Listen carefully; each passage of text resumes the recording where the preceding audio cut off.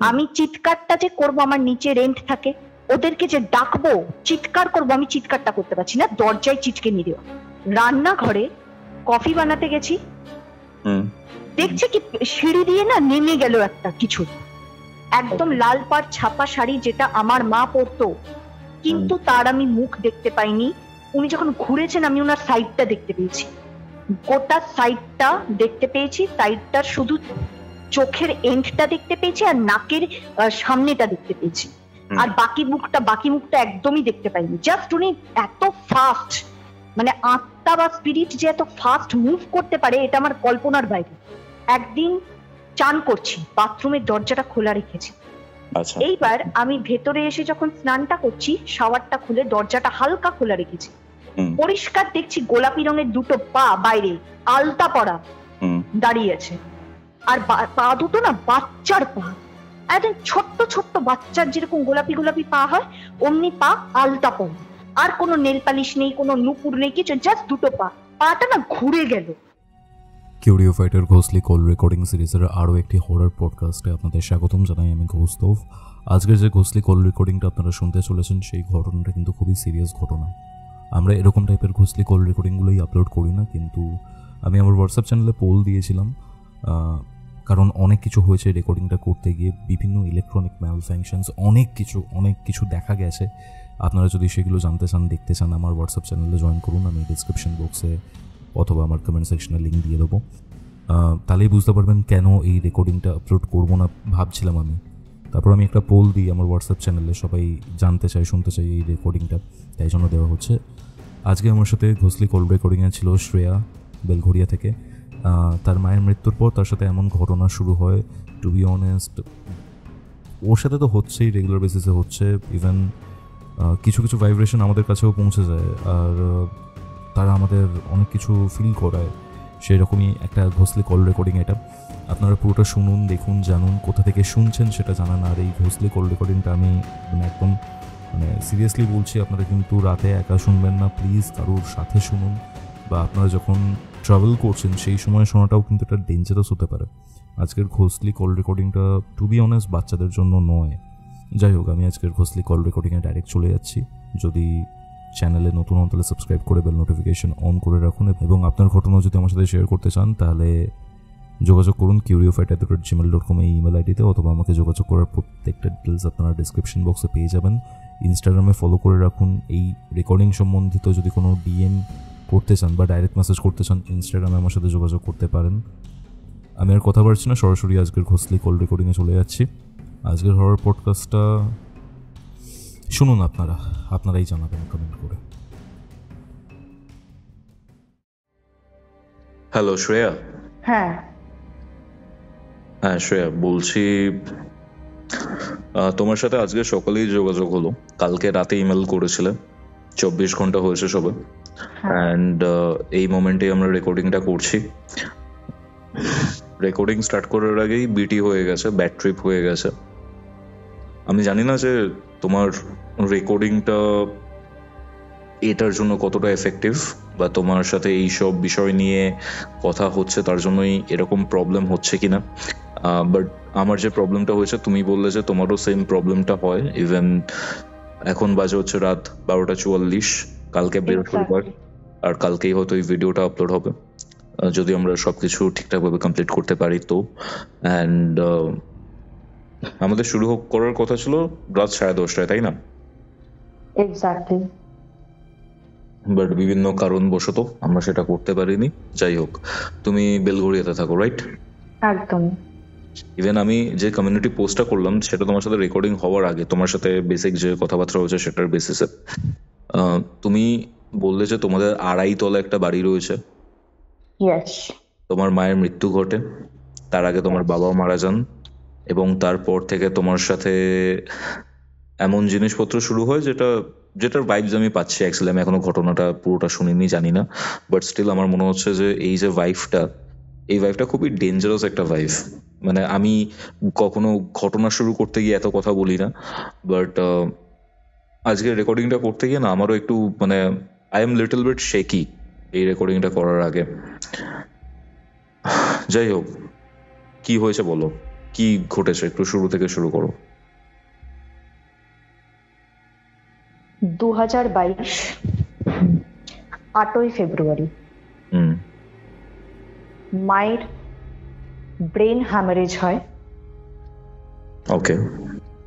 আমি সকালবেলায় টিউশন পড়াতে গেছিলাম। ফিরে যখন এসছি, আসার পর আমি আমার ঘরটাতে একটু রেস্ট নিচ্ছিলাম। মায়ের কাছে ছিল একজন আয়া।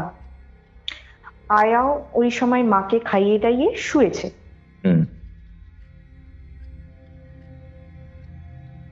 4:45 নাগাদ আয়া আমার দরজায় নক করে, রলি মা কিন্তু আর নেই। না, আমি বললাম মানে? বলছে তোমার মা আর নেই, এক্সপায়ার হয়ে গেছে। তো তখন আমি গেছি, আমি গিয়ে দেখতে শুধু নিঃশ্বাস পড়ছে না, কিছু না, ঠোঁটটা না বেঁকে গেছে। ব্রেন হ্যামারেজ হয়েছিল কিভাবে? ব্রেন হ্যামারেজটা হয়েছিল উনি কথাবার্তা ভুলে যেতেন। দ্বিতীয়ত অ্যাক্সিডেন্ট হয়েছিল না, আমাদের ফ্যামিলি পুরো দায়ী এই জিনিসটার জন্য। আমাদের যে ফ্যামিলি আছে, আমার কাকা, জেঠু, পিসি, কাকি, এরা কি করেছিল, দিনের পর দিন না মাকে ট্রমাটাইজ করতো যে এখন তো মেজদা নেই, তুমি একা, আমি ফ্যামিলির সব থেকে ছোট। ওদের প্রথম থেকে হিংসা ছিল আমার বাবার প্রতি। কেন মেজদার মেয়েকে এত পড়াশোনা শেখাচ্ছে, কেন মেজদার মেয়েকে আজকে এই জায়গায় দাঁড় করাচ্ছে, কেন মেজদা আলাদা বাড়ি করে চলে গেছে, ওদের তো বাড়ি নেই, ওরা তো থাকে গভর্নমেন্ট কোয়ার্টারে। ওকে ওকে ওকে। এইবার ওরা আমার মাকে না অনেকভাবে মানসিকভাবে চাপ সৃষ্টি করেছে যে মেয়ে তো বাড়িতে থাকে না, বলে টিউশন পড়াতে যায়, বাইরে কি করে বেড়াচ্ছে না করে বেড়াচ্ছে, তুমি খোঁজ রাখো, এই করো হ্যাঁ না করো। মা দিনের পর দিন শুনেছে। তারপর না মায়ের বলছে, দেখ আমাকে এগুলো বলিস না, আমার এগুলো ভালো লাগে না। একে তোর মেজদা নেই, আমার আর কেউ নেই, জেনে রাখ আমার সব চলে গেছে, আমার মেয়ে রইলো না রইলো আমার কিছু যায় আসে না, আমি মেয়েকে খুব ভালোবাসি, ওকে দাঁড় করিয়ে দিতে পেরেছি, ব্যাস আমার শান্তি, আর আমি বাঁচতে চাইছি না। মানে উনি ভেতর দিক থেকে না অনেকটা হাল তখনই ছেড়ে দিয়েছে। ওকে। সব থেকে বেশি ভালোবাসতো আমাকে। আমার বাবাও আমাকে এত ভালোবাসেনি কোনোদিন যতটা আমার মা ভালোবাসতো। আমার বাবা আজ অব্দি আমাকে একটা দেখা পর্যন্ত দেয়নি, ফিল পর্যন্ত করায়নি যে আমি আছি কিনা। আমার বাবা একজন মহান ব্যক্তি ছিল, উনি নিজের ইচ্ছে গোটা ফ্যামিলির সংসারটাই চালাতো। আমার বাবা এই 4টে ভাই, তাদের বোন, তাদের সমস্ত সংসার আমার বাবা একা চালাতো। আচ্ছা আচ্ছা। যেই না বাবা মারা যায় তারপর থেকে ফ্যামিলি শুরু করে আমার মায়ের প্রতি এই সমস্ত কথাবার্তা। মা তো প্যারালাইজড, মায়ের তো এমনি বাতের প্রবলেম ছিল, হাঁটতে পারে না, আমি বাড়িতে থাকি না, পড়াতে চাই। তোদের কি একবারের জন্য মনে হয়নি যে এসে একবার খোঁজ নি? রলির তো বয়স খুব একটা বেশি না, রলি তো বাড়িতে থাকে না, একবার তো রলির মাকে দেখতে যেতে পারি যে কেমন আছে কি আছে। ওরা আসতো না, ওরা না ফোন করে কোনো খবর নিত, কিন্তু ফোন করে উত্তক্ত করতো কি আজকে রলি তোমাকে কিভাবে রেখেছে, কি করেছে, কোথায় গেছে, আজকে কোথায় বেরোলো, ও কি করে বেড়ায়, কোথায়, রলির ব্যাপারে খোঁজ নিচ্ছে। মানে আমার ব্যাপারে, আমি শ্রেয়া, আমার ব্যাপারে খোঁজ নিচ্ছে। আমার ব্যাপারে খোঁজ নিয়ে তোর হবেটা কি? তুই আমার মাকে দেখতে আয়। আয়া মাসিটা বলছে তোমাদের ফ্যামিলির লোকগুলো কি মানুষ নাকি জানোয়ার? বলছে ফোন করেছে, ফোন করে বলছে যে তোমার মানে রলি কোথায়, শ্রেয়া কোথায়, তোমার পিছনে এত লেগেছে কেন? বললাম আমি জানি না, ফোন আসলে ফোন কেটে দেবে। এই থেকেই কি ব্রেন হ্যামারেজটা হয়? না না না না, এইসবের জন্য না। ব্রেন হ্যামারেজটা হয়েছিল হচ্ছে একটা শকে। শকটা হচ্ছে আমার বাবার মানে সত্যি কথা বলতে আমার বাবার উপর মা পুরো ডিপেন্ডেন্ট ছিল। আর বাবার ধরো আমি যে হয়েছি, আমার না আগে ভাই বোন ছিল, আমি অনেক পরে হয়েছি। তারা কোথায় এখন? শোনো, সব ব্যাপার স্যাপার আমি আস্তে আস্তে বলছি।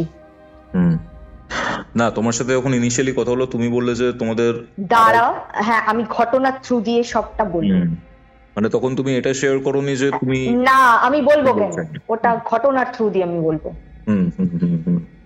যখন আমি জন্মেছি 97 সালে, ঠিক আছে, 17ই মেতে।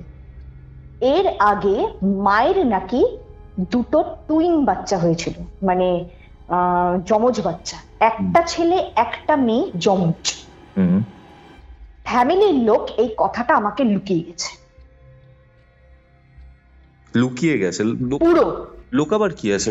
লোকাবার এই কারণে কথা, ওরা চাইনি যে মানে আমি জানতে পারি কখনো যে আমার কোনো একটা ভাই বোন ছিল। আমার মাকে বলা হয়েছে যে তোর বাচ্চা মারা গেছে, তোর বাচ্চা মারা গেছে, তোর যে বাচ্চাটা হয়েছে না, ছেলে আর মেয়ে, ওইটা একটা মন্ড হয়েছে, মানে একটা ছেলে একটা মেয়ের পিঠটা জোড়া, এরকম নাকি একটা মন্ড হয়েছে। এটা ডাহা মিথ্যা কথা। আমার মায়ের আমি হওয়ার আগে একটা টুইন হয়েছিল, আমার মাসি আমাকে পরে সব ঘটনা খুলে বলেছে। যাই হোক, আমরা একটা কাজ করি, আমরা এইটার রিভিলেশনের যে জায়গাটা রয়েছে লাস্টের দিকে রাখছি। আচ্ছা, তোমার মায়ের মৃত্যুর দিন থেকে স্টার্ট করি। ওকে। কারণ আমি এটা বুঝতে পারছি খুবই কমপ্লিকেটেড কেস, কারণ প্রচন্ড কমপ্লিকেটেড কেস। এরকম ভাইবস আমি খুব কম পেয়েছি, সিরিয়াসলি বলছি কম পেয়েছি। কি হয়েছে বলো না? তোমার ওই আয়া মাসি এসে বললো যে মা আর নেই, তুমি মা আর নেই, এবার তুমি কাউকে একটাকে ডাকো, মানে কোনো একটা কোথাও একটা খবর দাও যাতে এই গাড়ি টাড়ি আসার ব্যবস্থা হয় না। আমি বললাম যে আমি এখন কাকে বলি? তো আমাদের যে পার্টি অফিসটা আছে বাড়ির সামনে, তো সেখানে গিয়ে আমি কন্ট্যাক্ট করি। যেহেতু তুমি ফার্স্ট টাইম ঘটনা শেয়ার করছো, একটাই কথা বলছি, তোমার যে বাড়ির লোকেশনটা রয়েছে এমন কিছু বলো না যাতে তোমার বাড়ির লোকেশনটা রিভিল হয়। ওকে ওকে, হ্যাঁ বলো, তারপর বলো। পার্টি অফিসে গেলে? পার্টি অফিসে গিয়ে আমি সবাইকে ডাকলাম যে এরকম একটা ব্যাপার হয়ে গেছে, আমাকে একটু হেল্প করুন। তো তখন ওরা এসে যখন আমার মায়ের সেটা মানে ব্যবস্থা করছিল যে কি হবে ডেড বডির এন্ড অল, ডক্টর এলো, ডক্টর এসে ডেথ সার্টিফিকেট দিল, এগুলো সবই আমাদের নিচের যে আন্টিটা ছিল সে আমাকে হেল্প করেছে, অনেকটা হেল্প করেছে। এর মধ্যে 7টা 7:30 নাগাদ আমার গোটা ফ্যামিলি আমাদের ঘরে চলে আসে। সেখানে ছিল আমার বড় জেঠুর মেয়ে, আমার কাকা, এই কাকার বউ, সরি আমার বড় জেঠুর মেয়ে, কাকার বউ কাকি, আমার সেজো কাকি, তার মেয়ে, তারও আবার মেয়ে, তার মেয়েটা থাকে দিল্লিতে, তানিয়া নাম। তো ও এসছে। নামগুলো হাইড করো, নামগুলো মেনশন করো না। হাইড করতে চাইছি না, মানে চাইছি কি ওদের সবটা আমি জিডি করে এসেছি, তো 144 করে দিয়ে এসেছি ওই জন্য। না যাই হোক, আমরা এখানে নাম শেয়ার করব না, নাম মেনশন করবে না। ওকে। আমার বড় দিদি, আমার সেজো দিদি, আমার বড় কাকি, ছোট কাকি আর সেজো কাকি, এই 4-5 জন মতো ছিল। সবাই এসে আমাদের ঘরে, দরজাটা খোলা ছিল, কারোর পারমিশন না নিয়ে, কাউকে জিজ্ঞেস না করে হুড়মুড় করে ঘরের ভিতর ঢুকে যায়। আমি ছিলাম আমার ঘরটাতে, কারণ আমি পার্টি অফিস থেকে এসে জলের বোতলটা নিয়ে আমি দরজাটা লাগিয়ে, আমি মাসি আমাকে ভিডিও কল করেছে সেই সময়, তো আমি ঘরটাতে ঢুকে আমি জাস্ট মাসির ভিডিও কলটা তুলে কাঁদতে শুরু করেছি জোরে। মা মারা গেছে, আমি তখন কি মেন্টাল স্টেট থাকবে। এইবার দরজাটা না আমি পুরো লাগাইনি, পুরো লাগাবো কি, ওই ঘরে ডেড বডি পড়ে আছে, দরজা লাগানোর তো কোনো ইস্যু নেই, হালকা একটু জাস্ট খোলা রেখেছিল। হঠাৎ করে নিচ থেকে সমস্ত পরিবারের লোক ওপরে দৌড়ে আসে, জাস্ট যেন মনে হচ্ছে ট্রেন ছুটে এসছে, ঠিক আছে, এরকম একটা পায়ের আওয়াজ আমি পেয়েছি। নিয়ে কেউ একটা দাঁড়িয়েছে, আমি জানি পার্টির ছেলেরা এসছে। এবার আমি মানে ভিডিও কলে কথা বলছি মাসির সাথে। ভিডিও কলে যখন আমি কাঁদছি, ওপাশ থেকে শুনতে পাচ্ছি দরজার মধ্যে না একটা জোরে লাথি মারলো, 2-3 বার লাথি মেরেছে। বলে কি এবার তো একটু খোল। আমি বললাম কে? আমি ফোনটা ফেলে রেখে কে লাথি মারছে বলে আমি উঠে গেছি। দেখছি আমার বড় দিদি, মায়ের মৃতদেহটা তখনও বিছানায় পড়ে আছে, মায়ের চোখটা খোলা, চোখটা খোলা। বড় দিদি আমাকে চুলের মুঠি ধরে মায়ের মৃতদেহর সামনে টানতে টানতে মারছে, এরকম মারছে, চুলের মুঠিটাকে ধরে নিচে নামাচ্ছে আর উপরে ওঠাচ্ছে, নিচে নামাচ্ছে। আমি বলি কি, আমি চিৎকার করছি বাঁচাও বাঁচাও করে। কতগুলো লোক ছিল ওখানে, আয়া ছিল, পার্টির ছেলেরা ছিল, সব দাঁড়িয়ে দাঁড়িয়ে দেখছে। পার্টির ছেলেরা কেউ ছিল না, পার্টির ছেলেরা তখন একটু নিচে নেমে গেছিল, ওরা হয়তো মানে কিছু একটা বলে, ওখানে কোনো মানে ছেলে তখন ছিল না, ছেলে থাকলে এই ঘটনা ঘটতোই না। ও আমাকে চুলের মুঠিটাকে ধরে নিচে নামাচ্ছে, ওপরে উঠাচ্ছে, নিচে নামাচ্ছে, ওপরে উঠেছে। আমি না বুঝতে পারছি না ও কি হলো, ও আমার দরজায় কেন, আমি তো কিচ্ছু বুঝতে, আমি শুধু চিৎকার করে যাচ্ছি। আর আয়া মাসিটা তখন চিৎকার করে বলছে এই না না না, এই মেয়েটা যেটা করছে একদম ঠিক কাজ হয়নি। আমি বলছি যে তুই আমার দরজাতে লাথিটা মারলি কেন? ও আরো আমাকে চুলের মুঠি ধরে মারছে, টানতে টানতে সিঁড়ি দিয়ে নামিয়ে নিয়ে গেছে। মানে আমাদের যে, আমি জানি না, আমি কিচ্ছু জানি না কোস্তাব। ও আমাকে আর বলছি যে বাকি ফ্যামিলির লোকজন কোন ঘরে? ওরা দাঁড়িয়ে দাঁড়িয়ে সব দেখছিল, ওরা প্ল্যান করেই এসেছিল যে আজকে মেয়েটাকে মেরে ফেলবে। ওরা জাস্ট ওখানে দাঁড়িয়ে দাঁড়িয়ে দেখছিল, আর একজন কাকি পেছন থেকে বলছে তুই মার, আমরা দেখছি। ঠিক এইটা ছিল ডায়লগ, এই সেন্টেন্সটা ছিল, তুই মার আমরা দেখছি। এইসব কি সম্পত্তির জন্য? না না, আমি সেটা জানি না, আমি কি করে বুঝবো? আমার কি মাথায় তখন ওগুলো কাজ করছে? আমার মেন্টাল স্টেটটা, আমার মায়ের মৃতদেহটা পড়ে আছে, এখনো কোনো গাড়ি আসেনি, সপ্তাহের গাড়ি আনতে গেছে আমার মাথায়। আমি সিচুয়েশনটাকে ফিল করে কথাটা বলছি, তুমি অন দি মোমেন্ট সিচুয়েশনটা চিন্তা করো কেমন হতে পারে একটা মানুষের সাথে। এবার ও যখন সিঁড়ি দিয়ে আমাকে নামাচ্ছে না টেনে, আমি দেয়ালটাকে ধরে আঁচড়াচ্ছি যাতে ও যাতে আমাকে নিচে না নিয়ে যেতে পারে। আমি যখন দেয়ালের মধ্যে হাত ঠেকেছি না, হাতের দাগগুলো এখনো দেয়ালের মধ্যে রয়ে গেছে, কারণ আমার হাতে তোমার ওই মেহেন্দি এসেছিল, আর তোমার ওই নিচে আমি যখন গেছিলাম দেয়ালের ওই কোনো ধুলোবালি লেগেছে, তো আমি হাতটাকে যখন আঁচড়েছি না দেয়ালের মধ্যে না স্ক্র্যাচ হয়ে গেছে এত জোরে। তার মানে দেয়ালটাকে আমি স্ক্র্যাচ করেছি, চিন্তা করো, দেয়ালের মধ্যে স্ক্র্যাচটা এখনো পর্যন্ত দাগ আছে। আমি স্কচ ব্রাইট দিয়ে ওঠানোর চেষ্টা করেছি, অনেক ওঠানোর, কিছুতেই ওঠে, এখনো পর্যন্ত ওই দাগ আছে। আন্টি তখন নিচ থেকে, আমি চিৎকার করেছি আন্টি বাঁচাও, আন্টি হুড়মুড় করে নিচ থেকে এসছে। তখন আন্টি ছিল না, ওই যে আন্টি আমাকে হেল্প করেছিল ওই পাশের ওই, হ্যাঁ ভাড়ায় থাকতো যে, ও হুড়মুড় করে উপরে এসে বলছে উমা গো মেরে ফেললো মেয়েটাকে বাঁচাতে হবে, মেয়েটাকে মেরে ফেললো। নিয়ে আমাকে একদিক থেকে ধরে টান মেরেছে আন্টি, ও একদিক থেকে টানছে, আর আমার দিদি একদিক থেকে চুলের মুঠিটাকে ধরে টানছে। আর পরিবার যখন টানছে মারছে, ওরা সব দাঁড়িয়ে দাঁড়িয়ে দেখছিল, ওরা আনন্দ নিচ্ছিল। আর আন্টি তখন ওই দিক থেকে টেনে না আমার বডিটাকে ওই জুতোর তাকের ওদিকে ইসে করে দিয়েছে, বলছে তুমি ঘরে যাও। তারপরে ওরা লজ্জা পেয়ে গেছে, ওরা না তখন ন্যাকামি করছে, নাকের সামনে এরকম হাতটাকে দিয়ে বলছে ই মা সবাই দেখে ফেললো বলে সিঁড়ি দিয়ে না নেমে যাচ্ছে, সিঁড়ি দিয়ে নেমে যাচ্ছে। তখন সবাইকে মানে বলা হচ্ছে এই ধর ধর ধর। তখন ওরা যখন নিচটাতে গেছে, আমাদের নিচটা একটা মানে লনের মতো, মানে এরকম একটা ছোট্ট মানে রাস্তা চলে গেছে, ওই রাস্তাটাতে গিয়ে ওরা ন্যাকামি শুরু করেছে। ন্যাকামিটা কি শুরু করেছে যে তুই গায়ে হাতটা দিলি কেন, বড় মেয়েকে বলছে। এবার আমি তো তখন নিচে কি হচ্ছে আমি তো দেখতে পাচ্ছি না, আমি তো তখন, আমাকে তো জুতোর তাকের সামনে আন্টি বললাম না ঠেলে দিয়েছে। আন্টি তখন বলছে তুমি ঘরে যাও, নিয়ে আমার হাতটা ধরে টেনে না ঘরের ভিতর, আমি এখন যে ঘরটাতে বসে আছি তোমার সাথে কথা বলছি, এই ঘরের ভিতর ঢুকিয়ে বাইরে থেকে দরজাটাকে বন্ধ করে। ওদের খবর দিয়েছিল কে মারা গেছে? ওদের খবর দিয়েছিল আন্টি বললো যে সপ্তাহের সময় তো ফ্যামিলির কাউকে না কাউকে একজনকে থাকতেই হবে, তুমি তো ব্রাহ্মণ, আর ব্রাহ্মণদের যখন সপ্তাহ হয় পরিবারের মানে রক্তের কাউকে একজনকে থাকতেই হবে, তো ওদেরই তো পরিবারের কেউ না কেউ একজন থাকবে। তো এদেরকে খবরটা আন্টি অন্য সেন্সে দিয়েছে। ওরা কি, আন্টি কি জানতো যে ওরা এসে মারবে? তুমিও কি জানতে? এরকম কেউ কারোর পক্ষে জানা সম্ভব নয়। ওরা আমাকে অনেক ভালোবাসে, ওরা আমাকে অনেক ভালোবাসতো, ন্যাকামি করে গেছে এতগুলো দিন ধরে, নাটক করে গেছে। আমার বাবার সাথেও এই কীর্তি এক সময় করেছিল, বাবার কাছে এসে ন্যাকামি করে ক্ষমা চেয়ে নিয়েছিল যে মেয়েটা ভুল হয়ে গেছে ক্ষমা করে দে। বাবা ভুল করেছিল, ক্ষমাটা করে দিয়েছে, বাবা ক্ষমাটা করে দিয়েছে। আজ থেকে এটা 7-8 বছর আগে বাবা ক্ষমাটা করে দিয়েছিল। এই যে বাবা ক্ষমাটা করে দিল, আমার মা যথেষ্ট বকেছিল তুই ক্ষমাটা করলে কেন, তুমি জানো না তোমার ফ্যামিলি আমাকে কি অত্যাচার করেছিল। এই বড় মেয়ে নাকি একসময় আমার মাকেও মেরেছিল। আমার মা যখন ওদের বাড়িতে কাপড় কাচতো, আগে তো ওরা গভর্নমেন্ট কোয়ার্টারে থাকতো, পরে তো আমার বাবা এখানে বাড়ি করে নিয়ে চলে এসছে।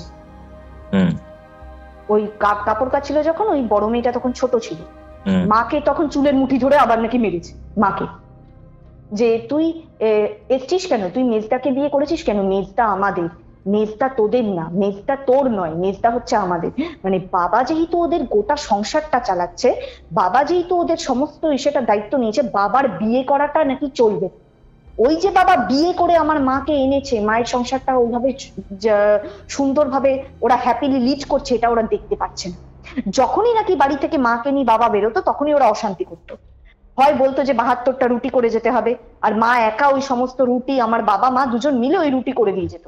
কারণ 51বর্তী পরিবারে নাকি বলে যে পালা করে রান্না হয়, যেটার কোনো কনসেপ্ট আমার নেই, পালা করে কি রান্না হয় আমি জানি না, ওই বউরা মিলে নাকি এটা করতো।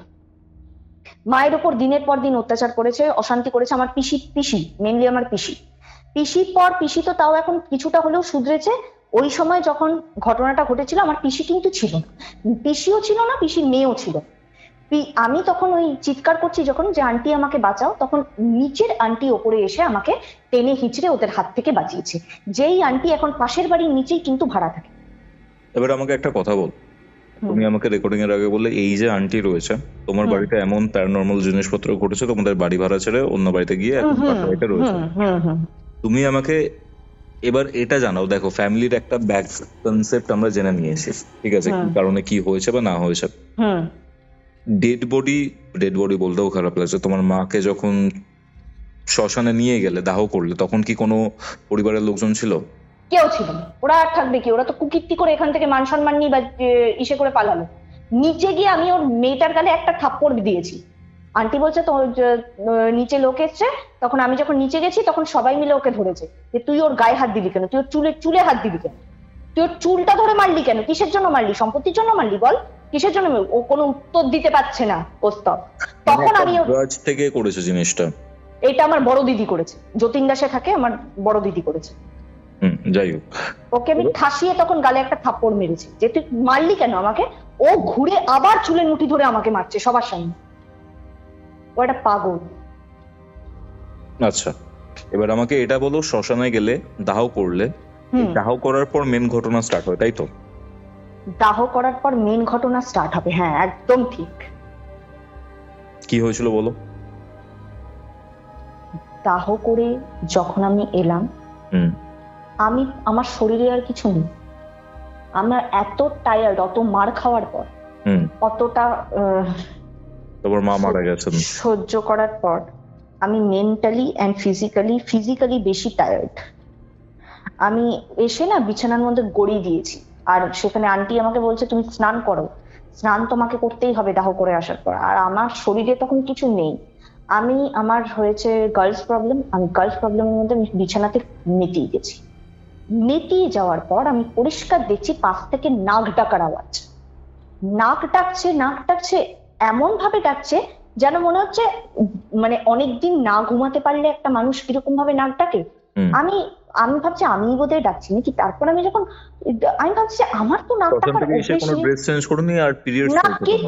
কিচ্ছু না, আমার নাক চলছে, হ্যাঁ পিরিয়ডস চলছে। আমার নাক ডাকার কোনো অভ্যাসই নেই, স্বভাবও নেই। আমি ভাড়াটিয়া, এটা 12টা 1টা 12:30 1টা নাক ডাকা শব্দ পাচ্ছ। আচ্ছা, তারপর একদম পাশ থেকে একদম পরিষ্কার নাক ডাকছে আর হালকা আস্তে আস্তে নাকটা ডাকছে।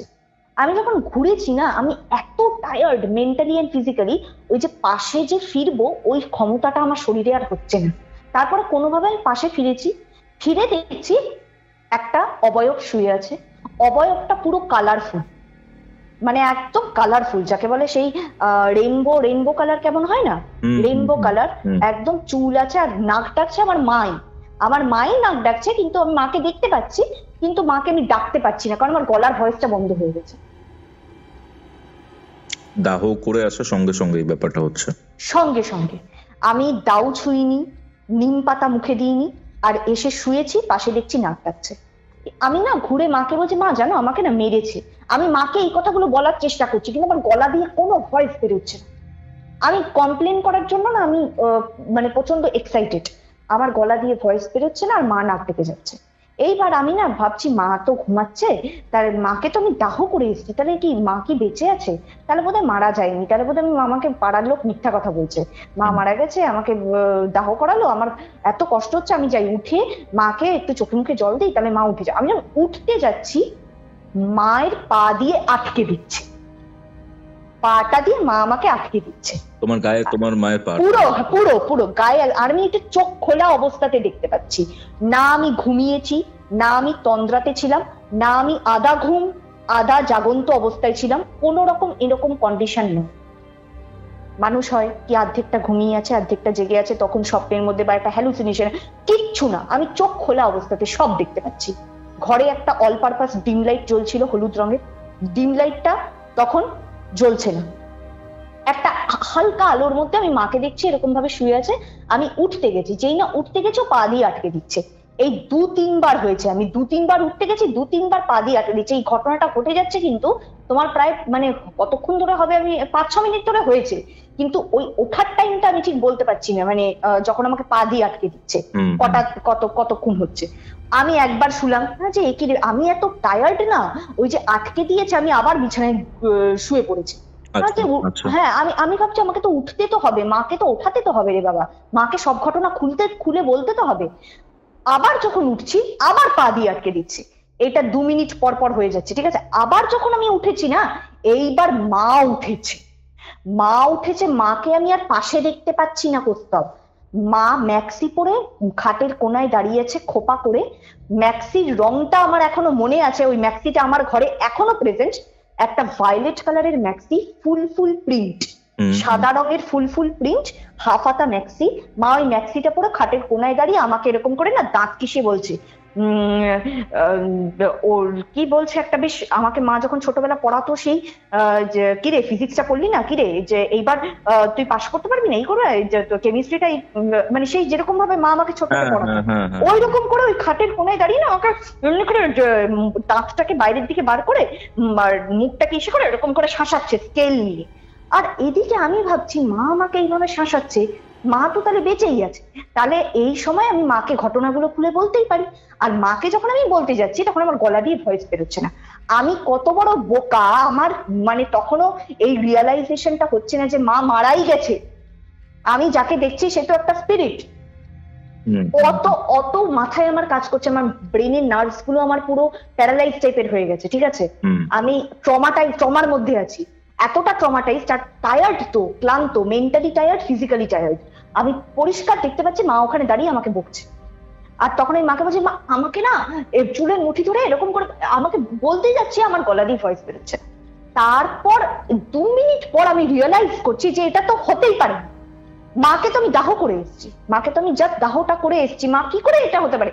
আমি তখন যেই না বুঝতে পেরেছি, আমি মনে মনে নারায়ণ মন্ত্র করতে শুরু করেছি। নারায়ণ মন্ত্র আমি যে করে যাচ্ছি এটা আমি মাকে বুঝতে দিইনি, কারণ মা যদি বুঝতে পারে আমি মাকে আটকাচ্ছি আমার কাছে আসার থেকে, তাহলে কিন্তু মা একটা স্টেপ নিয়ে নেবে। কারণ স্পিরিট যে কত ভয়ঙ্কর হতে পারে সেইটুকু আইডিয়া আমার আছে, কিন্তু স্পিরিট অ্যাকচুয়ালি যে রিয়েল লাইফে কেমন হয় আমি তো দেখিনি। আমি মনে মনে নারায়ণ মন্ত্র করে যাচ্ছি যে অ্যাটলিস্ট আমার চোখের সামনে থেকে সরে যায়। আমি অন্যদিকে তাকে নারায়ণ মন্ত্র করার নাম করে খাট থেকে ঝাঁপ মেরেছি, জোরে ঝাঁপ মেরেছি, মাটিতে গিয়ে পড়েছি, মুখ থুবড়ে পিরিয়ডস এর অবস্থাতে, মুখের মধ্যে লেগেছে, আর জোরে উঠে ওই দরজার চিটকেনটা আমি খুলতে গেছি, যখন খুলতে গেছি না দরজাটাকে এমনি করে বন্ধ করে দিচ্ছে পেছন থেকে হাতটা দিয়ে। হাতটা কি মোটা, এইরকম কালো মতো বেশ মোটা হাত, চকচক করছে, এরকম করে দরজাটা লাগিয়ে দিল। আমি আবার খুলে আন্টি বলে আমি জোরে চিৎকার করেছি, দরজাটা খুলে দিয়েছি। তখন আমি ঘর থেকে নিচে ছুটে গেছি সিঁড়ি দিয়ে, চুলটা আমার পুরো খোলা, চুল আমার একদম কোমরের নিচ পর্যন্ত, মায়ের মতো অমনি ঘন চুল একদম নিচ পর্যন্ত, আর ওটা খোলা। ওই অবস্থাতে আমি দরজা খোলা, তখন চুলের দিকে কি তাকাবো, জোরে সিঁড়ি দিয়ে নেমে আমি আন্টির ঘরে, আন্টি ভূত ভূত ভূত ভূত এরকম, তখন গলা দিয়ে আমার আওয়াজটা বেরিয়েছে। যখন গলা দিয়ে আওয়াজটা বেরিয়েছে ঘরের ডিম লাইটটা জ্বলে উঠেছে, ঘরের ডিম লাইটটা তখন জ্বলেছে। তুমি জ্বালাওনি? না, ঘরের ডিম লাইটটা আস্তে এমনি করে গ্লো করলো, এরকম না যে ফট করে জ্বলে উঠবে, আস্তে করে একটা ফুল যেমন ফোটে ওরকম করে ডিম লাইটটা গ্লো করলো। আমি নিচে ছুটে গিয়ে আন্টিকে বলছি, আন্টি এরকম ভূত। বলছে তুমি চুল খোলা, চুলটা বাঁধো, আমার ছেলেরা ভয় পাবে না, তো তুমি এরকম চুল খুলে দাঁড়িয়ে আছো এরকম ভাবে, তো যে কোনো সে নেগেটিভিটি কাজ করবে। আমি বললাম আরে তুমি ওপরে যাও, ভূত। আমার বলছে আমায় জল দাও। আন্টি তখন চোখে মুখে আমার জল দিয়েছে। আমি জল টল খাওয়ার পর আন্টির যে আন্টির ছেলেরা খুব একটা বড়, একটু ছোটই আছে, মানে কত হবে আমার থেকে হয়তো 1 বছর 2 বছর একটু ছোটই আছে, একটা ছেলে অনেকটা ছোট, ওই ক্লাস 10-এ পড়ে। তো আন্টি বলছে যে তুমি এখন ওপরে যাবেই না, আঙ্কেল হচ্ছে পুরোহিত, আঙ্কেল ওপরে এসে বিষ্ণু মন্ত্র, গায়ত্রী মন্ত্র, জল টল দিয়ে অনেক কিছু করে দিয়ে তারপর নিচে গেছে। বলছে তুমি এখন শোবে কোথায়? আমি বললাম আমাকে তো ওপরেই শুতে হবে, আমার তো বালিশ বিছানা সব ওখানে। বলছে চান তো করোনি? আমি বললাম না। বলছে যাও আগে স্নানটা করে এসো। তখন আমি বাথরুমে গিয়ে স্নান টান করে সব জামা কাপড় চেঞ্জ, আমি না কি হলো জানো তো কোথাও, আমি আরো বেশি ক্লান্ত হয়ে গেলাম। এই যে ঘটনাগুলো ঘটলো না, আমি আর যতটা ক্লান্ত ছিলাম আরো বেশি ক্লান্ত হয়ে গেলাম, আমার জ্বর আসে। আচ্ছা, মানে আমি ভাবছি তোমার মা মারা গেছেন, ফ্যামিলিতে এরকম ব্যাপারটা হয়েছে, শ্মশানে দাও করে এসছো, সাথে সাথে ঘটনাটা ঘটছে, পুরো সিনেমা। এক্স্যাক্টলি। তারপরে পিরিয়ডস এর মধ্যে এরকম ভাবে মুখ থুবড়ে পড়েছো, মা দরজা আটকে দাঁড়িয়েছে, যাকে কিছুক্ষণ আগেই দাহ করে এসছো, নিচে গেছো, আবার রিটার্ন করেছো নিজের ঘরে, কারণ নিচে তুমি থাকতে পারবে। কতটা স্ট্রং বলছে, তুমি বলে এই এতটা স্ট্রেংথটা নিতে পারলে। বলছে অন্য আমরা হলে এতটা পারতাম না, বলছে এতক্ষণ হসপিটালাইজডই হতাম। ও যে আমাকে চুলের মুঠিটা ধরে মেরেছে না, কখন যে মারার সময় আমার চুলের মাঝখানটাতে ও খুপে দিয়েছে এটা আমি দেখিনি। ও যখন চুলের মুঠিটা ধরে নাকি টানছিল, মাঝখানটা নাকি খুপে দিয়েছিল, মানে এই সামনেটা। পরে আমি দেখছি কি এই জায়গায়, হ্যাঁ পরে আমি পরের দিন যখন স্নান টান করে আমি বেরিয়ে এসেছি, আমি তো জানি একটা লড়াই হলো, একটা লড়াইয়ের মধ্যে দিয়ে বেরোলাম। পরের দিন দেখছি এরকম মাথার সামনে একটা মেরুন কালারের একটা খোসা, সেই কেটে যাওয়ার পর 2 দিন পর শুকিয়ে গেলে কেমন হয়, একটু ওরকম একটা খোসা হয়েছে। তখন মানে এখানে কি লেগে, তার মানে এখানে কেটে গেছে। ও তো এই সামনের চুলটা ধরেই তো এরকম করে নিচে নামাচ্ছিল। তার ব্যাস এইটাই। আমি যে এখন বলছি আমি এখনো টায়ার্ড ফিল করছি।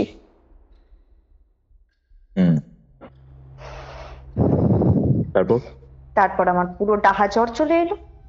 জ্বরে আমি প্রায় 4-5 দিন ছিলাম। তারপর আমি প্যারাসিটামল খেলাম, তারপর অনেক এই যা তোমার জ্বরের ওষুধ, সিক্সার, সিনারেস্ট, এগুলো সব খেলাম। খাওয়ার পর তারপর আস্তে আস্তে আমি ঠিক হই। আবার আমি পড়াতে যাই। ততক্ষণে আমাকে যাদের বাড়িতে পড়াতে গেছি ওরা বলছে যে তোমার তো 1 মাস কোনো খোঁজ নেই, মানে 1 মাস এর মধ্যে হয়ে গেছে। এটা আমি বুঝতে পারছি না। আমি জানি আমার 5-6 দিন জ্বর ছিল, আমার অ্যাকচুয়ালি 1 মাস জ্বরটা ছিল। আচ্ছা, 1 মাস জ্বরটা ছিল। ওরা বলছে 1 মাস তো হয়ে গেছে। বলে 1 মাস কোথায় হয়েছে, আর 5-6 দিনই তো আমার শরীর খারাপ ছিল। বলছে না 1 মাস তো হয়ে গেছে। তখন আমি দেখছি হ্যাঁ 1 মাস হয়ে গেছে। কি হয়েছে? না আমি বুঝতে পারিনি। আমি বুঝতে পারিনি যে 1 মাস হয়ে গেছে। বললো যে আমি বললাম আমার মা মারা গেছে, এরকম আমার একটা কন্ডিশন হয়ে গেছে, সো দ্যাটস ওয়াই আমি বুঝতে পারিনি। তখন আমি আর কি ফোন করেনি। হ্যাঁ, অন্য সব টিউশন থেকে নাকি অনেক কল করেছে, আমি কোনো কলের আওয়াজই শুনতে পাইনি আমার ফোন থেকে। আমার ফোনে অর্ধেক কল ঢোকেনি, আর অর্ধেকে বলছে যে তোমার ফোনে কল, মানে দেখছি মিসড কল এরকম লেখা আছে। তো কিছু জায়গায় লেখা আছে ছোটু, কিছু জায়গায় লেখা আছে আমার যারা মানে স্টুডেন্টরা আছে মোহর। তো আমি তাদেরকে আমি বলছি হ্যাঁ আমি তো আরে জানি ফোন তো আসবে আমি জানি, ওরা তো জানে না আমার শরীরটা খারাপ। আমি ওদের গিয়ে তখন বললাম যে এরকম, বলছে না এসে 1 মাস তো হয়ে গেছে। তো কিছু টিউশন মানে আইসিএসসি বোর্ড যারা, তাদের তো এক্সাম ছিল, তাদের কন্টিনিউড আছে। কিন্তু ওই যে টিউশনটা যেটা আমার বাড়ির সামনে ডানলপের কাছে, ও বলেই দিল যে 1 মাস তো হয়ে গেছে। আমি বললাম আমার তো মা মারা গেছিল। বলছে ঠিক আছে। তা আমি আর ওদের কাছ থেকে ফিসটা নিইনি। আমি বললাম যে আমি জানি না যে 1 মাস হয়ে গেছে।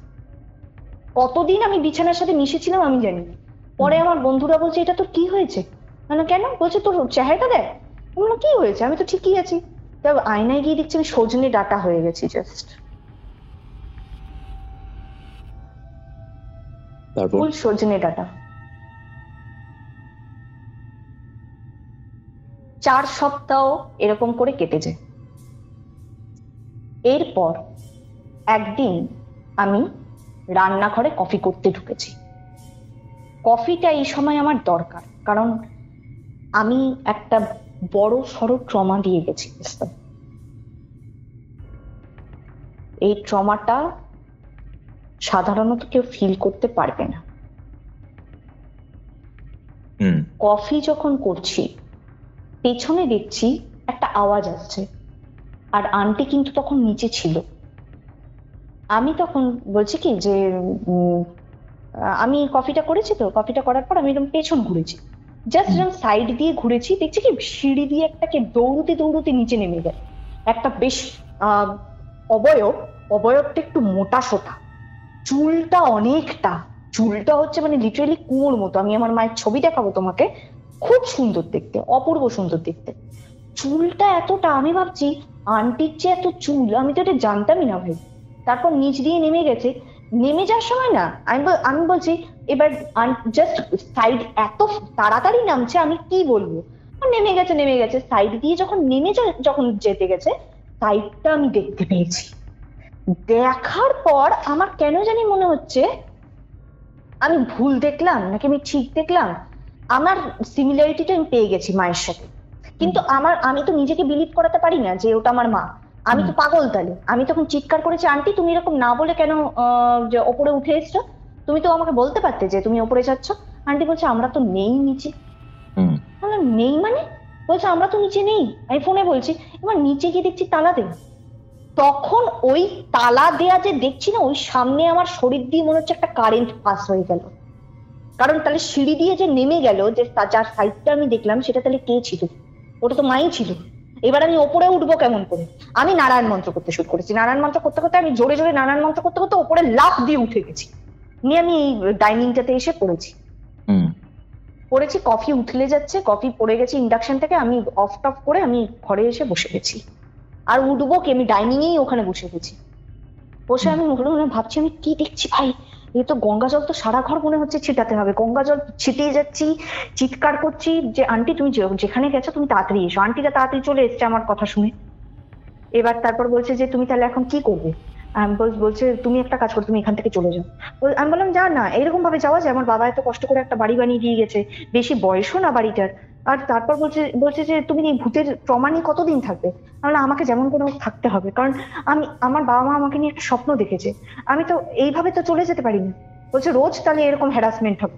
তখন আমি এবার নিচের আন্টিটার কিছু স্বভাব আর কিছু গুণ আমাকে এটা বুঝিয়ে দিয়েছে যে ওর নেচারটা খুব একটা ভালো না। ও আমাকে বাঁচিয়েছে ঠিকই, এটা ঠিকই, কিন্তু আমি পরে এটা জানতে পেরেছি নিচের আন্টি ব্ল্যাক ম্যাজিক করে। তোমাদের নিচে যে রয়েছে ভাড়াতে, ওকে আমি পাশের বাড়িতে করতে দেখেছি রিসেন্টলি। ও মোমবাতি আর রসুন অনেক কিনে এনেছে, কিনে এনে না ঘরের ভিতরে এরকম ছড়িয়েছে একটা সার্কেল করে। এবার মাঝখানে মোমবাতি রেখেছে 4-5টা, চক দিয়ে না মাঝখানে কি সব এঁকেছে। এবার আমি ওদের নিচটা পুরোটা দেখা যায় আমাদের ঘর থেকে। আমি ভাবছি যে কি আন্টির কি মাথাটা খারাপ হয়ে গেল, নাকি দাদাদের কোনো প্রজেক্ট আছে, সেই ভাইগুলোর প্রজেক্ট করছে, নাকি কি করছে।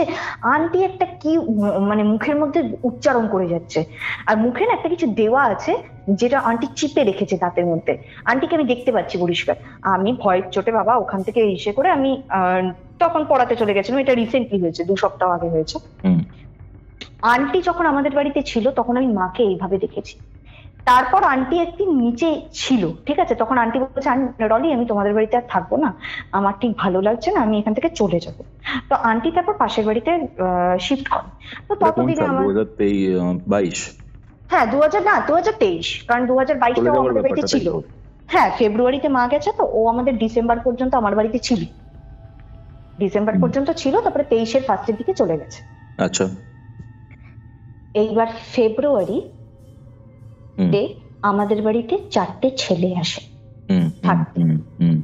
এবার ছেলেগুলো প্রত্যেকেই হচ্ছে WBCS এর প্রিপারেশন নিচ্ছে।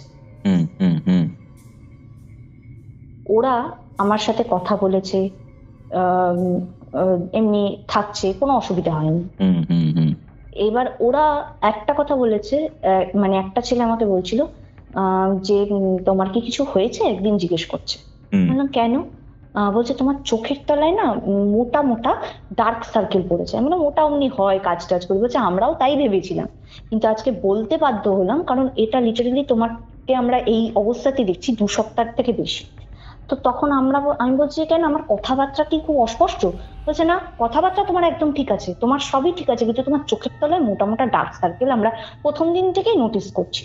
ফটোতে তো বুঝতে পারিনি, ফটোতে দেখেছি যে এই তো খুব সুন্দর, ভালো লেগেছে, মানে ঠিকঠাক লেগেছে, মানে ভদ্রবাড়ির মেয়ে দেখে মনে হচ্ছে। তারপরে যখন এসছে, আসার পর যখন থাকছে, বলছে এমনি আমরা যাতায়াত করি, আসি যাই, তোমার গলার আওয়াজ পাই না, তোমার কোনো কথা আমরা শুনতে পাই না।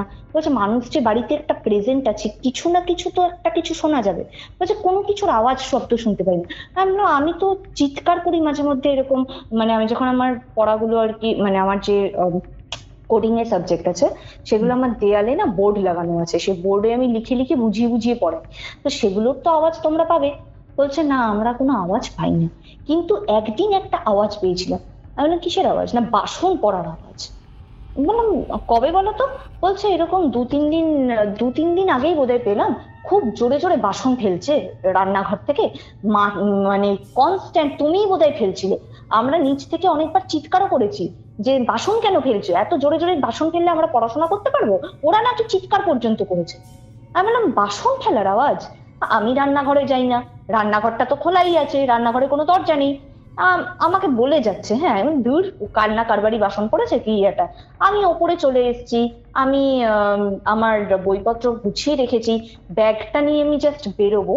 তো এর মধ্যে আমি রান্নাঘরে যাইনি, কারণ আমার তো ধরো খাবার দাবার বলতে কি আমি বাইরে খেয়ে নি, আমার আছে ওই কেক ম্যাগি ওই টাইপের খাবার। এবার রান্নাঘরে আছে, রান্নাঘরে নেই। রান্না করতে তুমি এমনি? হ্যাঁ এমনি রান্না তো আমি করতাম, কিন্তু আমার ধরো এই টুকটাক খাবার যেমন এই ম্যাগি চিপস এগুলো আমার ঘরে থাকতো। কেন রান্না করতাম না, কারণ আমি তো মানে ধরো পড়াতে টড়াতে যখন বেরোতাম আমি বাইরে খেয়ে নিতাম, বাইরে খেয়ে নিতে। এবার আমি এসে দেখছি আমি পড়াতে বেরিয়ে গেছি কেকটা খেয়ে, পরে আমি লাঞ্চ টাঞ্চ ওখানে আমি বাইরে খেয়ে নিয়েছি। এসে আমি ওই রাত্রিবেলা ওই 7:30-8টা নাগাদ আমি বাড়িতে ফিরেছি। ফিরে আমাকে না কিরণ নিচ থেকে বলছে, কিরণ বলে একটা ছেলে নিচে থাকে, ও বলছে যখন একটু বাইরে বেরোবে একটু না খবর দিয়ে বেরো, এরকম করে না হুট করে বেরিয়ে যেও না, তুমি তো একা থাকো। আর আজকে যদি তুমি একা একটা মেয়ে আছো, তোমার যদি কিছু একটা হয়ে যায় আমাদের 4 জনের ঘাড়ে রেসপন্সিবিলিটির একটা হিসেব পড়ে যাবে, বলছে একটু বলে বেরিও। আমি বললাম ঠিক আছে। আমি ওপরে গেছি, ওপরে গিয়ে ব্যাগটাকে রেখে আমি যখন বাথরুমে স্নান করতে ঢুকেছি তখন আমি শাওয়ারটা খুলে দরজাটা বোধহয় একটু খোলা ছিল। তো এই জিনিসটা আমার সাথে আন্টি থাকাকালীনও হয়েছে, আবার আন্টি যখন চলে যাওয়ার পরে ছেলেগুলো এসছে, ছেলেগুলো থাকাকালীনও এই জিনিসটা হয়েছে। কি বলতো? দরজাটা যখন একটু খোলা ছিল, আমি স্নানটা করছিলাম, হ্যাঁ বাথরুমে ওয়াশরুমে স্নান করতে করতে আমি আবার দেখতে পাচ্ছি কি দুটো পা, গোলাপি রঙের পা দুটো হচ্ছে বাচ্চাদের পা। আচ্ছা আচ্ছা। এইটা আন্টি থাকাকালীনও আমি দেখছি। আন্টি তখন একদিন নিচে, যেদিন লাস্ট বলছে আমি বেরিয়ে যাব তার আগের দিন আমি দেখছি, আমি বাথরুমে স্নান করতে ঢুকেছি, বাথরুমের বাইরে দেখছি দুটো এমনি গোলাপি রঙের পা দুটো না বাচ্চাদের পা, ছোট্ট ছোট্ট বাচ্চার পা, গোলাপি রঙের, আলতা পরা। কিন্তু আমি ভাবছি মা তো সচরাচর তো আলতা পরবে না, আর পা দুটো তো খুব ছোট, বেশ একদম গাটগুট বাচ্চা কিরকম হাঁটলে একটা সেই থুক থুক থুক থুক করে একটা প্যাক প্যাক জুতোর আওয়াজ হয় না, ওরকম টাইপের পা গুলো। এটা কি পুতুল নাকি? আমি এদিকে শাওয়ারের জল পড়ে যাচ্ছে, সাবানের ফেনাটা আমি মুখ থেকে ধুয়ে অর্ধেকটা সাবানের ফেনা ধোবো, আর তখনও পর্যন্ত দেখছি পা দুটো ওখানে ওরকম গোলাপি রঙের দাঁড়িয়ে আছে, পা দুটো না ঘুরে গেল। আমি জাস্ট দেখছি, দেখতে দেখতে আমি দেখছি পা দুটো জাস্ট ঘুরে গেল। পা দুটো যখন ঘুরেছে আমি চিৎকার করেছি। মানে পা দুটো ঘুরেছে, পায়ের পাতা দুটো শুধু ঘুরেছে? পাতা দুটো, ইয়েস পাতা দুটো। মানে যে ওর তো বেসিক্যালি ধরো আমার দরজাটা অর্ধেকটা ফাঁকা, এবার পা থেকে অতটা অংশ দেখার মতো সেই জায়গাটা নেই, জাস্ট ওই পায়ের পাতা দুটো আমি দেখতে পাচ্ছি এরকম গোলাপি রঙের। স্নান করতে করতে আমি দেখলাম পাতা দুটো ঘুরে। আচ্ছা, তারপর চিৎকার করেছি, ভূত ভূত বলে আমি চিৎকার করেছি। সঞ্জয় নিচে শুনতে পেয়েছে। সঞ্জয় তখন উপরে এসে বলছে যে কোথায়, আমি তো কিছু দেখতে পাচ্ছি না, কি হলো? আবার সঞ্জয় বলছে হ্যাঁ তুমি এমনি করে থাকলে তো অমনি হবে, একা একা এরকম ভাবে কোনো মেয়ে থাকতে পারে, তোমার কোনো আইডিয়া নেই, কিছু নেই।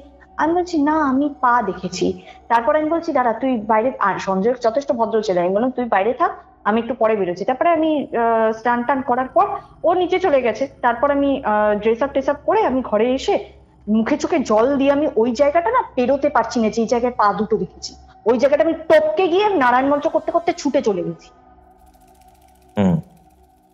তখন পরে সঞ্জয় এসে বলছে যে তুমি একটা কাজ করো, তুমি অন্য কোথাও ভাড়া চলে যাও। না আমি অন্য কোথাও ভাড়া যেতে পারবো না, আমাকে এখানেই থাকতে হবে।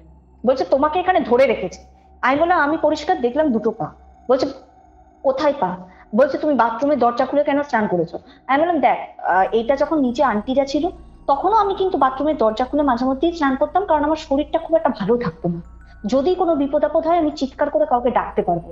আর মাঝখানের গেটটাতে তো এমনিতেই তালা দেয়া থাকতো আন্টিরা যখন ছিল, আর আন্টিরা চলে যাওয়ার পর সঞ্জয়রা যখন এসছে তখন মাঝখানের গেটটা ওই মাঝে মধ্যে তালা দেয়া থাকতো আর মাঝে মধ্যে থাকতো না, ঠিক আছে?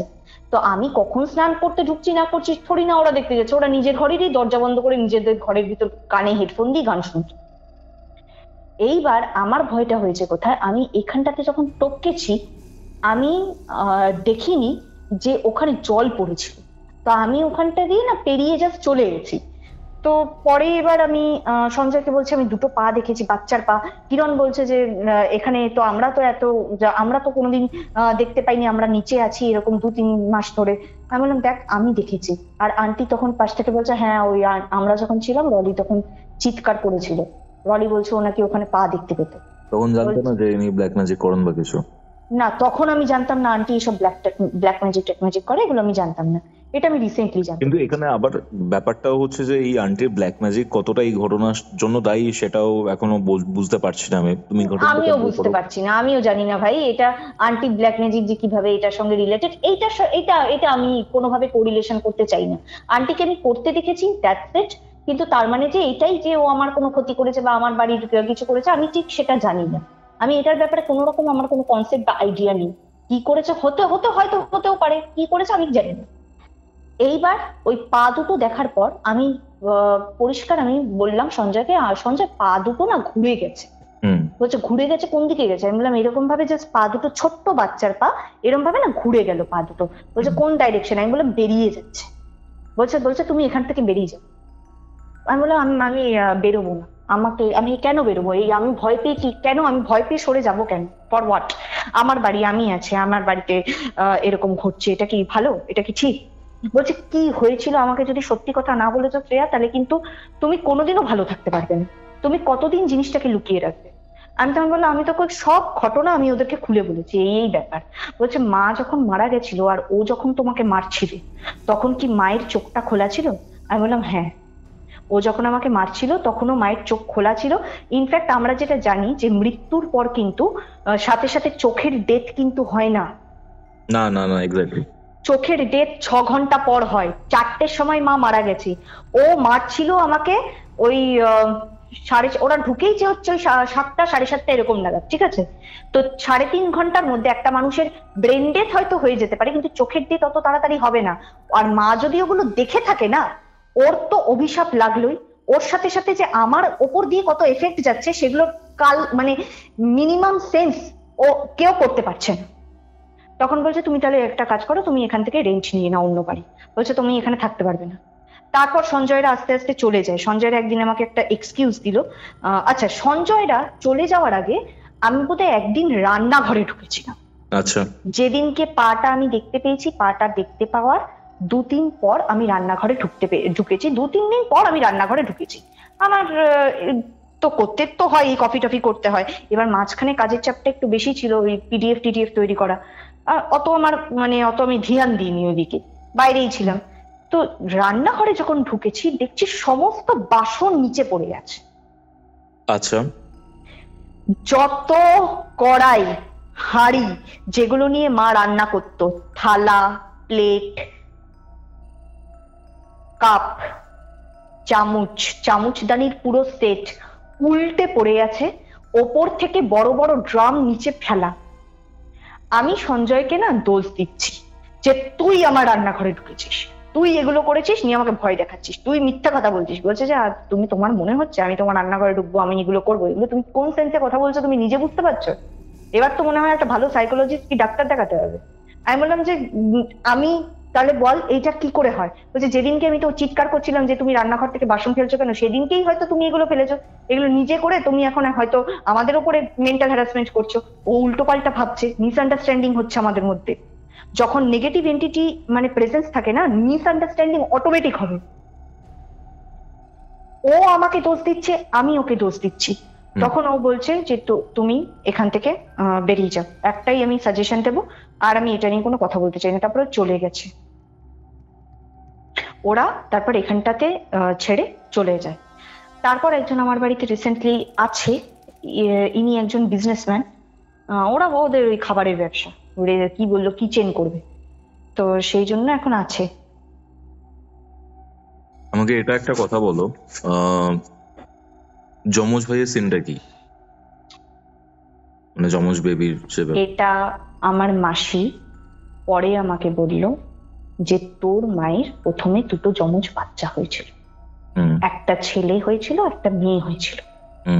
2টো বাচ্চাই মারা যায়। কারণ যমজ বাচ্চা কি হয়, বেসিক্যালি একটা ছেলে একটা মেয়ে, কোনোভাবে বলছে পেটের ভিতর না, মানে কখনো কখনো এমনি হয় কি টুইন সাকসেসফুলি ডেলিভার্ড হয়ে যায়, কিন্তু এটা ব্যাপারটা হয়ে গেছিল পেটের ভিতরে একটা বাচ্চা বড় হয়ে গেছে, আর আরেকটার না ফিজিক্যাল ডেফিসিয়েন্সির জন্য পেটের ভিতরেই মারা গেছে। মানে একটা বাচ্চা নিউট্রিশন আর একটা বাচ্চা নিয়ে নিয়েছে? হ্যাঁ, সে অত জানি না আমি।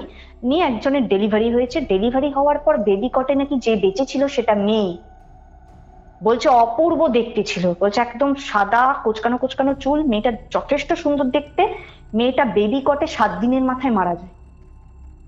সেই বাচ্চাটাকে আমার বাবা কোলে নিয়ে পার্ক সার্কাসের যে সিমেট্রি আছে ওখানে চাপা দিয়ে এসছে, মাটি চাপা দিয়ে এসছে। আচ্ছা আচ্ছা। তারপর মা বাবার বিয়ের 11টা বছর পর নাকি আমি হয়েছি। চিন্তা করতে পারছো? তারপর 11টা বছর, মানে মা বাবার তার বয়সটা কত বেশি। সবার পরে আমি হয়েছি। ফ্যামিলির কাছে ছিল না সম্পত্তি। ফ্যামিলি দেখেছে যে মেজদা বা মেজদির যদি এতগুলো ছেলে মেয়ে হয়ে যায় তাহলে সম্পত্তির ভাগটা খাবেটাকে, বলছে এটা। হ্যাঁ, তারপর কি হলো? ফোনটা তো সুইচ অফ হয়ে গেল আবার। একদম শুরু থেকেই প্রবলেমটা হচ্ছে। সম্পত্তির ব্যাপারে বলছিল। সম্পত্তি লোভটা প্রথম থেকেই ছিল। মাকে মিথ্যে কথা বলেছে যে তোর বাচ্চা দুটো তো মরে গেছে, যেদিন জন্মেছিল সেদিনই মারা গেছে, জন্মায়ওনি, বলছে পেটের ভিতরেই তোর বাচ্চা দুটো নষ্ট হয়ে গেছে, তোর বাচ্চা হবে কি করে, তুই তো বাঞ্ঝা। ঠিক এই দুটো কথা আমার মাকে বলা হয়েছে।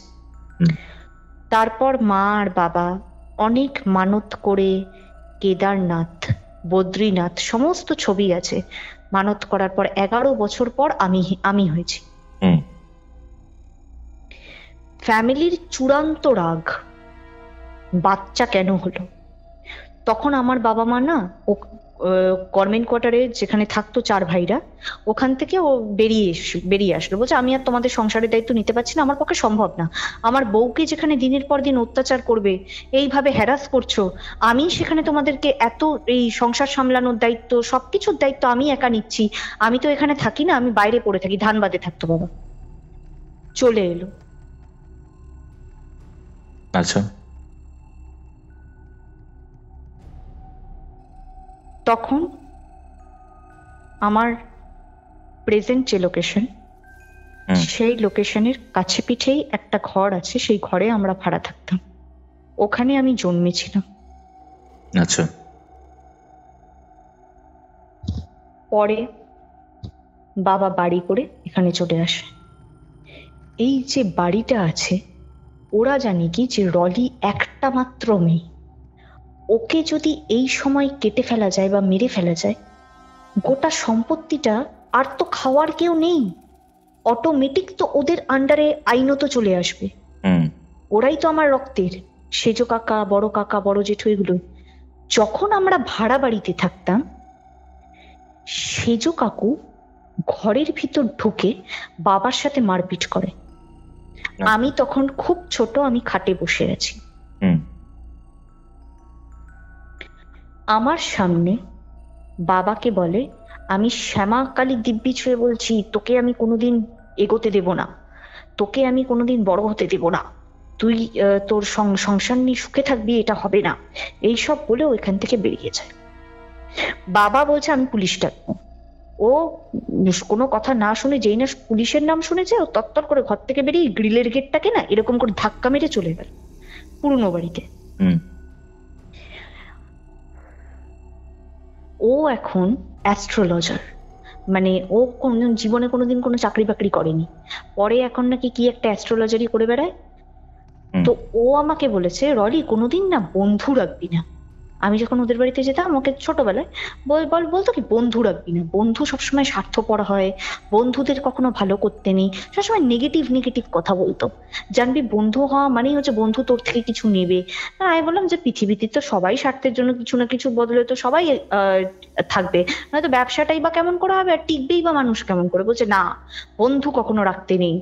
ও নাকি তন্ত্র সাধনা করে, ঠিক আছে, ও অ্যাস্ট্রোলজার যেহেতু, ও মানে ও করে না, মানে ব্ল্যাক ম্যাজিক না, ও তন্ত্র সাধনা জানে, ঠিক আছে, সেই ব্যাপারগুলো ও নাকি জানি, ভালোই পটু আছে।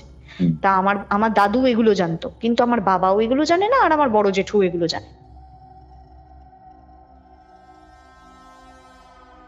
তারপর এই সময় যখন আমার মা মারা গেল, ওরা প্ল্যান করে নাকি এখানে এসেছিল। মাসির সাথে ওদের ভালো সম্পর্ক আছে। ভালো মানে কি, কথায়, হ্যাঁ মাসি, আমার মাসি আসানসোলে থাকে। ও ফোনে ফোনে কন্ট্যাক্ট রাখতো আমাদের এই পরিবারের সাথে। কারণ আমার মেশো যে আছে না, মেশো হচ্ছে 1 নম্বরের অসভ্য আর ধরিবাজ একটা লোক। আমার মা যখন মারা যায়, মা মারা যাওয়ার পর আমার মাসি বলেছে যে আমি মেশোকে পাঠাচ্ছি, আর আমার মানে মেশোর যে ছেলে তাকে পাঠাচ্ছে। মেশো আমাকে বলছে, তো আমি যে তোর মায়ের এত সেবা করব, তার বদলে আমি কি পাবো? ঠিক এই কথা আমাকে। আমি বললাম এই কথাটার মানেটা কি? বলছে এই যে আমি আয়া রেখে দিলাম। আয়া তো তুমি রাখোনি, আয়া তো আমাদের যে পার্টির ছেলেরা আছে সেখানে গিয়ে আমরা রিকোয়েস্ট করেছি, আয়া ওখান থেকে ব্যবস্থা করে দিয়েছে। হ্যাঁ, মাস গেলে ফিসটাও আমি দিচ্ছি, তো তুমি এখানে কি করলে? বলছে আমি যে তোর মায়ের এত সেবা করে দিচ্ছি, ওষুধপত্র টাইম টু টাইম খাইয়ে দেওয়া, এত, বলছে তুই বাড়িতে থাকিস না। হ্যাঁ, মেশো তখন এসেছিল, 1 মাসের জন্য এসেছিল। তো মেশো তখন বলছে এর বদলে আমি কি পাবো? এই কথাটার আমি মানে বুঝতে পারছি না। ও আমাকে কি বলছে বলো তো প্রস্তাব? বলছে আমি আমার তোকে খুব পছন্দ হয়েছে। ও বাঙালি না, ও টাইটেল ঘোষ, কিন্তু ওর বাপের বাড়ি হচ্ছে ভাগলপুর, মানে ও হচ্ছে ভাগলপুরে থাকে। ও বলছে আমার তোকে খুব পছন্দ হচ্ছে। হ্যাঁ, মাসির হাজবেন্ড মেশো যে বাবার তুলনীয়, সে আমাকে বলছে আমার তোকে খুব পছন্দ হয়েছে। তখন আমায় বলে কি, আমার বলছে তুই কোথায় থাকবি রে রাতে? আমি বললাম যে কেন? তখন আমি ভাবছি কি মেশোর ছেলে তো আছে, মেশোর ছেলেকে সবটা বলে দিই। মেশোর ছেলে কি করেছে, কানে হেডফোন দিয়ে মিউজিক শুনছে ছাদে গিয়ে। এবার আমি ওপরে গেছি বলতে ওর ছেলেকে, ও ওপরে চলে গেছে, মেশো ওপরে চলে গেছে। মেশো ওপরে গিয়ে না দরদর করে ঘামছে। বলছে তুই এখানে এসছিস কেন? আমি বললাম আমার ইচ্ছে হয়েছে তাই এসছি, সানির সাথে কথা বলবো, দ্যাটস ইট। তো তখন বলছে না তুই নিচে চল, তোর সাথে আমার কথা আছে। সানি এদিকে হেডফোনে না কথা বলে যাচ্ছে আর গান শুনে যাচ্ছে, কি যে করছে ভগবানই জানে। আমি সানিকে বলছি সানি বাবা কিন্তু ভালো না, বাবা কিন্তু এত বোঝা, মানে ইঙ্গিত করছি সামনাসামনি, মানে জিনিসটা হতে দেওয়া যাচ্ছে না যে তোর বাবা এরকম করছে, মানে বাবা কিন্তু তখনও কিছু করেনি আমাকে। নিচে যখন এসছে, নিচে এসে বলছে কি তুই একটু কাছে আয়। এবার আমি খাটে বসে আছি, ওর মাথার প্রবলেম আছে। ও বলছে যে আমার না বুবুর সাথে থাকতে ভালো লাগে না, মানে বুবু হচ্ছে আমার মাসির নাম। বলছে বুবু আমার কাছে অনেক পুরনো হয়ে গেছে। বলছে আমি ভাবছি আমার যখন বয়স হবে আমাকে কে রান্না করে দেবে, কে খেতে দেবে। বলছে আমার না তোকে খুব পছন্দ হয়েছে, অনেক দিন ছোট থেকেই তুই যখন আমাদের বাড়িতে যেতিস তখন তোর মা বাবা তোকে প্রোটেক্ট করে করে রাখতো। এই কথা দুটো বলছে, প্রোটেক্ট করে করে তোর বাবা মা তোকে রাখতো, কিন্তু আমি ওই জন্য না বোঝাতে পারিনি, তোকে আমি নিয়ে বেরোতাম আর তুই ছোট ছিলি বলে তোকে বলতে পারিনি। বলছে আমার তোকে প্রথম দিন থেকেই খুব পছন্দ ছিল। এই কথাগুলো আমি ভাবছি কোথায় রেকর্ড করা যায়, ফোনটাকে আমি যে রেকর্ডার অন করবো না, ও বুঝতে পেরে গেছে। বলছে এটা কি বাবু বলে আমার ওই আলমারির এখান থেকে ফোনটা বার করছে। আমি বললাম ওটা কিছু না, ওটা এমনি ওখানে রাখা ছিল। ও ধরতে পেরে গেছিল। তখন আমাকে বলছে কি যে শোন না, আমি তোকে এখানে রাখবো না। আমি বললাম মানে? বলছে আমি তোকে এখান থেকে নিয়ে যাব, আমাদের ওই আসানসোলের ওখানে গিয়ে রাখবো। বললাম ওখানে তো ফ্ল্যাট নেই, ওখানে তো বাড়ি নেই, মা প্যারালাইজ, তুমি এগুলো কি কথা বলছো? তুমি এগুলো আমি মাসিকে যদি বলি তুমি জানো তোমার কি শাস্তি হতে পারে? বলে বুবুকে বলিস না, বুবুকে বললে বুবু পাগল হয়ে যাবে, কারণ আমার মাসি তো অসহায়, আমার মাসির কোনো ভাই নেই, আমাদের মাদের কোনো ভাই নেই। 1 মাসই আগেই মারা গেছে জ্যোৎস্না মাসি, মারা 5 বোন। এইবার আমাকে বলছে কি তুই তাহলে আমার সাথে চল। আমি বললাম কোথায় যাব? বলছে আমি তোকে নিয়ে যাব, আমার না বাপের দেশের বাড়ি আছে ভাগলপুর। আমি বললাম ভাগলপুরটা কোথায়? বলছে ওটা একটা বিহারের খুব সুন্দর জায়গা। বলছে বিহারে ঠিক না, কিন্তু ওখানে তুই অনেক শান্তিতে থাকবি, তুই যা চাইবি তাই পাবি, আমি তোকে সব দেব। বলে না ও আমার জন্য অনেক দামি দামি জামা কিনে আনছে দোকান থেকে, কুর্তি, তারপর জিন্স, তারপর জিন্সের সাথে ভালো টপ, সেই ব্যাগি প্যান্টস, ও সমস্ত আনছে। মানে তুমি এগুলো কেন আনছো? বলছে এগুলো তুই পরবি, আমার তুই পর, আমার তোকে খুব পছন্দ হয়েছে, তোকে আমি নিয়ে যাব, আমি বুবুকে বলে দেবো। আমি বললাম কি বলবে তুমি বৌমাসিকে? তারপরে না আমি ওই ঘর থেকে চলে গেছি, আমি চিৎকার করেছি, কি বলবে তুমি বৌমাসিকে, আমি বৌমাসিকে বলে দেবো সব সত্যি, তুমি যদি আর একটা বাজে কথা বলো। তখন ওখান থেকে চলে গেছে।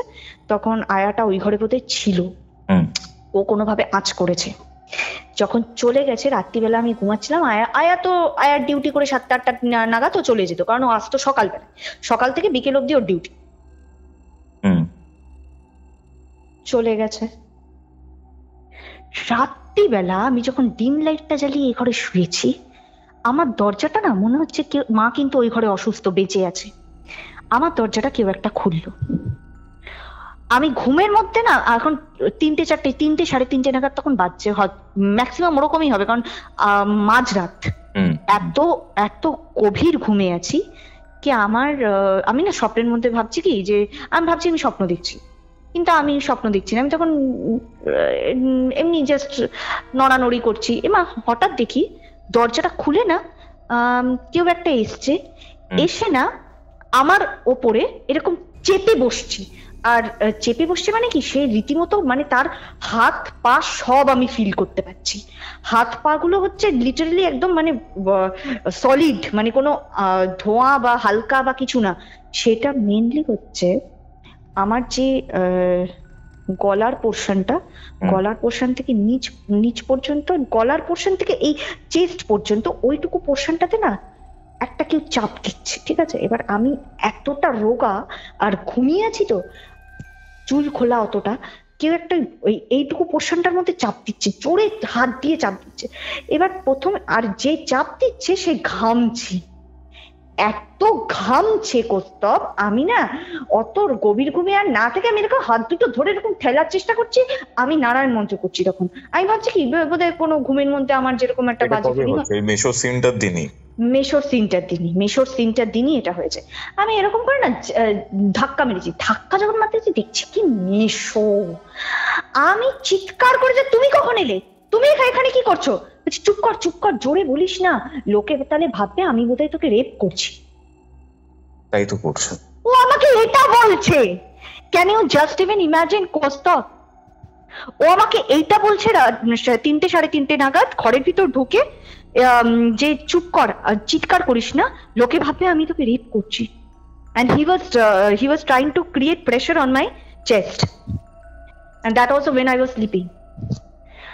আমার তখন এক বর্ণ আমি দেরি করিনি, আমি বৌমাসিকে ফোনটা করেছি, ওর সামনেই করেছি, যে আমার সাথে এরকম করছে এই ব্যাপার। ও ফোনটা কেড়ে নিচ্ছে, বলছে বুবু পাগল হয়ে যাবে, তুই বুবুকে বলতেই পারবি না, আমি যতক্ষণ আছি তুই বলতেই পারবি না। তখন আমি ডিসাইড করেছি পরের দিন তো আমি পড়াতে যাব, যখন পড়াতে যাব থানায় গিয়ে ওর নামে এফআইআরটা করে দিয়ে চলে আসবো। এবার ওই কীর্তি হয়েছে, ও কি করেছে, সকালবেলা লাগেজ গুছিয়ে এবার সকালবেলা 9টা নাগাদ আমি বেরোবো, ও 7টা-8টা থেকে ছেলেকে বলে লাগেজটাকে গুছিয়ে এখান থেকে পালানোর চেষ্টা করছে। আমি বললাম তুমি পালিয়ে বাঁচতে পারবে না, আমি কিন্তু তোমার নামে যা করার আমি কিন্তু করবোই। বলছে না আমি বেরোবো, আমাদের ওই যে ছেলের পরীক্ষা আছে, হ্যাঁ আছে, এই বলে ওখান থেকে। আর ওর ছেলেকে তখন আমি বলে দিলাম তোর বাবা যেটা করেছে শাস্তি কিন্তু আমি তোর বাবাকে দিয়েই ছাড়বো। কিছু করতে পারিনি, মানে কিছু আমার এগুলো করতে পারিনি, কারণ ও জানে কি বলতো, যে রলি এগুলো কিছু বোঝে না, কারণ আমি তো ছোটবেলা থেকে ওদের বাড়িতে যাচ্ছি। আমার বয়স 26 বছর। তখন আমি জন্মের পর থেকে ওদের বাড়িতে যাচ্ছি, অনেক ছোট থেকে। হ্যাঁ, এই যে সিনটা হয়েছে সেটা কবে হয়েছে? এটা তো মা যখন প্যারালাইজ ছিল তখন, 2022-এর আগে। 2022-এর আগে, হ্যাঁ, ওই 24 বছর যখন, ওরকম বয়স। ও আমাকে বলছে কি যে তুই এগুলো কিছু বুঝিস না। তো তখন আমি মাসিকে তখন ফোন করে বলছি কি যে মাসি এরকম ব্যাপার, তো কোন জিনিসটা করে? বলছে ও তো তুই তখন একটা চড় মারতে পারলি না ওকে। ও যখন বললো যে তোর মায়ের যে আমি এত সেবা করছি তার বদলে আমি কি পাবো, বলছে তখনই তোর উচিত ছিল ওর গালে ঠাসিয়ে একটা থাপ্পড় মারা। তখন আমি বললাম আমি অত বড় মেশোটাকে কিভাবে একা একটা থাপ্পড় মারবো, আর ওই শক্তি বা ওই ডিসেন্স মানে ওই অভদ্রতাটা আমি কেমন করে অত বড় লোকটার সাথে করতে পারি? আমার তো উচিত আমি পুলিশে গিয়ে কোনো একটা কমপ্লেন করে বা ওর ছেলেকে বলে একটা কিছু করতাম, আমি থাপ্পড়টা কেমন করে মারবো? বলছে তোর তখনই উচিত ছিল ওকে ঘর থেকে বের করে দেওয়া। মানে আমি ওই তো ঘর থেকে তো বেরিয়েই যাচ্ছে, ঘর থেকে তো বেরিয়েই গেল। তো তখন বলছে যে তুই ওকে কোনোদিন ঢুকতে দিবি না, ও এখন একা মেয়ে ছেলে পেয়েছে, তোর মতো এরকম ইসে পেয়েছে, বলছে ও জেনে রাখ ও রেপ করে। মানে তুমি কি বলতে চাইছো রেপিস্ট? বলছে ও আসানসোলে এরকম অনেক কীর্তি ঘটিয়েছে। ও আমাকে কি বলছে জানো কোস্তাব? বলছে আমি একটা বাড়িতে পড়াতে যাই, বাচ্চাটা খুব ছোট, ক্লাস 1-এ পড়ে, ছবিটা আমাকে দেখাচ্ছে, বলছে কি কিউট না, কি সুইট না। আমার ভয় হয়ে গেছে। আমি বললাম যে কেন, কিউট সুইট হয়েছে তো কি হয়েছে? জানিস তো ওকে আমি কোলে নিয়ে বসিয়ে পড়াই। এই কথাগুলো আমি সব বৌমাসিকে বলে দিয়েছি যে এই রেকর্ডিং গুলো তুমি এগুলো কি বলবে, এই যে এই কথাগুলো আমাকে বলছে, এগুলো তো সামনে বলেছে, এগুলো তো রেকর্ড করার মতো মানে ইসে কিছু নেই। বলছে ও টিউশন করেই কিন্তু সংসার চালায়। আমি বললাম যে টিউশন, এত বড় লোকটা কোনো চাকরি বাকরি করে না, কিছু করে না, সে টিউশন করে সংসার চালাচ্ছে, ঠিক আছে আমি মেনে নিচ্ছি, তো এইগুলো করে বেড়াবে, এইগুলো করে বেড়াবে? বলছে তুই এগুলো আর 5 কান করিস না, তাহলে আমার মান সম্মান কিছু থাকবে না, এটা মাসি বলছে। তখন আমি বললাম যে তোমার লজ্জা করছে না এখন যে তুমি এই ছেলেটাকে বিয়ে করেছো? বলছে আমি কি করব, তোদের বাবা মারা সব বিয়ে টিয়ে হয়ে গেছিল, আমি একা পড়েছিলাম, আমি যার কারণে আমি এরকম একটা ছেলেকে বিয়ে করেছি। মানে আমি এখানে বুঝতে পারছি তোমার মাসিরও কিছু আন্ডারলাইন গ্রাজেস রয়েছে, যার জন্য মাসি তোমার ওই ফ্যামিলির সাথে হাত মিলিয়েছিল। একদমই তাই, একদমই তাই। কিন্তু না, মাসি ওদের সঙ্গে মিলিয়ে আমার কোনো ক্ষতি করবে এই ব্যাপারটা মাসি হবে না। মাসি তো আমার, ধরো যতই হোক মাসি আমারই রক্তের, আমার মায়ের বোন, আমার মা বা আমার মায়ের বোনেরা কখনো চাইবে না যে আমার কোনো ক্ষতি হোক, এইটা কখনো ওরা করবে না। কিন্তু হ্যাঁ, ওরা মানে বেসিক্যালি এদের ফ্যামিলি গুলো হচ্ছে দুদিকের ফ্যামিলিটা হচ্ছে একদম করাপ্টেড ফ্যামিলি। এইটা এক ধরনের করাপ্টেড, ওইটা এক ধরনের করাপ্টেড। কিন্তু মাসি, এখানে তোমার মা যখন মারা যায় ওরা হাত মিলিয়ে তোমাকে আই থিঙ্ক মারতে এসেছিল, হোয়াট এভার দ্যাট ইজ, করতে এসেছিল, ঠিক আছে? তারপর থেকে তোমার মায়ের এই প্যারানর্মাল ব্যাপারটা শুরু হয়, শুরু হয়েছে। ইভেন এটা তো এখনো চলছে তোমার? এখনো, ইনফ্যাক্ট পরশুদিনও হয়েছে। কি হয়েছে পরশুদিন? পরশুদিন আমি যখন বেরিয়েছি ঘর থেকে, আমি যখন জাস্ট নামছি, আমি পরিষ্কার বুঝতে পারছি আমি যখন এগোচ্ছি আমার সাথে সাথে কেউ একজন এগোচ্ছে, আমার পাশেই এগোচ্ছে, বাথরুমের কলটা খুলে গেল। ওকে, একদম সামনেই খুললো, জলটা পড়ে যাচ্ছে, কনস্ট্যান্ট জলটা পড়ছে। আর আমি যখন অফ করতে যাচ্ছি তখন দেখছি না, কল তো বন্ধ আছে। আমি ঘুরে যখন বন্ধ করতে যাচ্ছি দেখছি না, কল বন্ধ, কল থেকে কোনো জল পড়ছে না। আবার যখন আমি সিঁড়ি দিয়ে, মানে আমি যখন জাস্ট ঘুরে নিচ দিয়ে নামবো, আমার সাথে সাথে কেউ একজন নামছে, তখন আবার কলটা খুলে যাচ্ছে। আর যে আমার সাথে নামছে তার ওই লাল রঙের ছাপা শাড়িটা সে পরে আছে। এই ছাপা শাড়িটা কার বলো তো তুমি? এই ছাপা শাড়িটা আমারই মায়ের, মা মঙ্গলচণ্ডীর দিন পরতো, মঙ্গলচণ্ডী করতো, আমাদের যারা ব্রাহ্মণরা আছে আমরা মঙ্গলচণ্ডী করি, মঙ্গলচণ্ডীর দিন মা এই শাড়িটা পরতো। মা ওই শাড়িটা পরে আমার পাশ দিয়ে নামছে। তুমি কোনো ভালো কোনো তান্ত্রিক, অ্যাস্ট্রোলজার, হোয়াটএভার দ্যাট ইজ, তার সাথে কনসাল্ট করছো না কেন এই ব্যাপারটা? কারণ আমি চাই না করতে, আমি চাই মা আমার সাথে থাকুক, আমার সাথে যা যা হয়েছে, যা যা হয়েছে তার প্রতিশোধটা আমার মা নিক। নয়তো আমি এতদিনে অনেক সাইকোলজিস্ট থেকে শুরু করে, তান্ত্রিক থেকে শুরু করে, অ্যাস্ট্রোলজার সবাইকে কনসাল্ট করে নিতাম। তাহলে বেকার বেকার তোমার এই চ্যানেলে আমি এতই এই গল্প বলতে আসবোই বা কেন, তোমাকে এই পডকাস্টে আমি কন্ট্যাক্টই করবো কেন? আমি তো চাইলেই আজকে আমি ওদের সাথে কন্ট্যাক্ট করতে পারি, মাকে সরিয়ে দিতে পারি, আমি চাই না। আমি চাই উনি আমার সাথে থাকুন, উনি সবকিছুর প্রতিশোধ। তুমি আমাকে একটা কথা বলো, আমি এটা তোমার সাথে ইনিশিয়ালি কথা বলে বুঝতে পেরেছি যে তুমি এই সব ঘটনাগুলোর জন্য টেরিফাইড, ভয় পাচ্ছ, রোজ কিছু না কিছু হচ্ছে, তোমার মেন্টাল যে স্টেবিলিটি সেটাও অনেক সময় প্রবলেমেটিক হচ্ছে এই পার্টিকুলার ঘটনার জন্য, মেন্টাল স্ট্রেস পড়ছে তোমার মধ্যে, ট্রমাটাইজড, ঠিক আছে? বাট স্টিল তুমি চাও তোমার মা তোমার সাথে থাকুক। আর তুমি এটা কি করে বুঝলে এটা তোমার মাই? এটা অন্য কেউ তো হতে পারে যে মিমিক করছে তোমার মাকে। এটা অন্য কেউ হবে না, কারণ আমি যাকে দেখেছি, অর্ধেকটা সাইড আমি যা দেখে নিয়েছি একবার সিঁড়ি দিয়ে নামতে গিয়ে। দেখাটা সবসময় সর্বৈব সত্যি নয়। তোমার কি কখনো মনে হয়নি যে তোমার মানে এই যে এন্টিটি রয়েছে, যাই রয়েছে, তোমাকে ক্ষতি করতে চাইছে বা কিছু? হ্যাঁ, একদিন ঘুমের মধ্যে হয়েছে। কি হয়েছে? আমি যখন ঘুমোচ্ছিলাম, অনেক রাত অব্দি পড়ে আমি ঘুমিয়ে পড়েছিলাম। ঘুমানোর পর আমি কম্বল দিয়েছিলাম শীতকালে, কম্বলের পাশে ভোরবেলা 4টে 4:30 এরকম ব্রহ্ম মুহূর্ত, এরকম টাইমটা সূর্য উঠে গেছে, তখন দেখছি পাশে এরকম না একটা কালো মতো একটা অবয়ব বসে আছে মশারির ভিতরে, আমার বালিশের পাশে কালো মতো একটা মোটা অবয়ব বসে আছে। কিন্তু আমি চোখটা ভয় খুলতে পারছি না, কারণ সেটাকে দেখার মতো সাহস আমার নেই। আমি যদি চোখটা খুলি তাহলে ও বুঝতে পেরে যাবে যে আমি ওকে দেখছি, ও আমার একটা ক্ষতি করে দিতে পারে। ওই ভয় আমি চোখটা আধা খোলা আধা বন্ধ অবস্থাতে নারায়ণ মন্ত্র করে যাচ্ছি। ও কি করলো জানো, ও হাতটাকে দিয়ে আমার মাথার ভিতরে এরকম সারাটা মাথা না কুরকুর কুরকুর করছে, সেই হাতে বড় ফলস নখ পড়ে থাকলে সেটা দিয়ে আমি তোমার মাথার ভিতরটা যদি কুরকুর করে দিয়ে এরকম একটা ইচি ফিলিং আসবে, ওরকম করছে, হাতটাকে বুলিয়ে দিচ্ছে সারাটা মাথায়, আদর করার ভাব করছে। হ্যাঁ, আর ওরকম করে যাচ্ছে, পুরো হাতটাতে কাঁটা, এরকম সেই কাঁটা ফল কেমন হয় রোয়া রোয়া রোয়া রোয়া, হাতটা পুরো রোয়া, এক গাদা রোয়া, ওই হাতটা দিয়ে ওরকম করে যাচ্ছে। আর আমি ততক্ষণ আধা খোলা আধা বন্ধ চোখ অবস্থাতে আমি নারায়ণ মন্ত্র করে যাচ্ছি। নারায়ণ মন্ত্র করতে করতে ও আবার ঝুঁকে আমার মুখটাতে দেখছে যে আমি দেখছি কি। মায়ের মুখ ছিল না, ওটা কোনো মায়ের মুখ ছিল না, ওটা একটা কালো মুখ ছিল। আর মুখটা আমি পুরোটা দেখিনি, কারণ আমি বুঝতেই দিইনি যে আমি ওর মুখটা দেখবো, আর অতটা দেখার সাহসও আমার মধ্যে ছিল। আমি চোখটা জাস্ট আধা বন্ধ আধা খোলা অবস্থাতে আমি চোখটা একটু নিচু করে আমি নারায়ণ মন্ত্র করে যাচ্ছিলাম। কিছুক্ষণ পর কি করলো জানো, ওর গোটা বডিটা একটা থুলথুলে এরকম তুলোর মতো, ও না গুড়গুড় গুড়গুড় করে আমার কম্বলটার ভেতর দিয়ে নেমে গেল, মশারিটার নিচ দিয়ে। আমি যখন উঠেছি, উঠে দেখছি মশারিটার অর্ধেকটা খোলা। মানে আমি তো যখন মশারি দিয়ে নামি বাথরুম টাথরুম করতে, ওইখানটা খুলি, কিন্তু খুলে আবার যখন ঢুকি ওটা গুজে দিই, ওটা খোলা মশারির পাটটা। ও কি করেছে, ও কম্বলটার ভেতর দিয়ে গুড়গুড় গুড়গুড় করে না নেমে গেল। ও কোনো আমার ক্ষতি করলো না। আমি নারায়ণ মন্ত্র করতে করতে না আমি এত মানে হাঁপিয়ে গেছি, ও লাস্টে বাধ্য হয়ে নিচ দিয়ে এরকম গুড়গুড় করে, এরা নামছে কেমন যে ছপ করে নেমে যাবে বা আস্তে করে নেমে যাবে না, গুড়গুড় গুড়গুড় করে এরকম কম্বলের ভেতর দিয়ে নেমে, আর মশারিটা খুলে বেরিয়ে গেছে। আরেকদিন আমি দেখেছি, মাকেই দেখেছি, মা অনেক লম্বা, মা ভীষণ লম্বা মশারির বাইরে দাঁড়িয়েছে এত বড় একটা খোপা করে।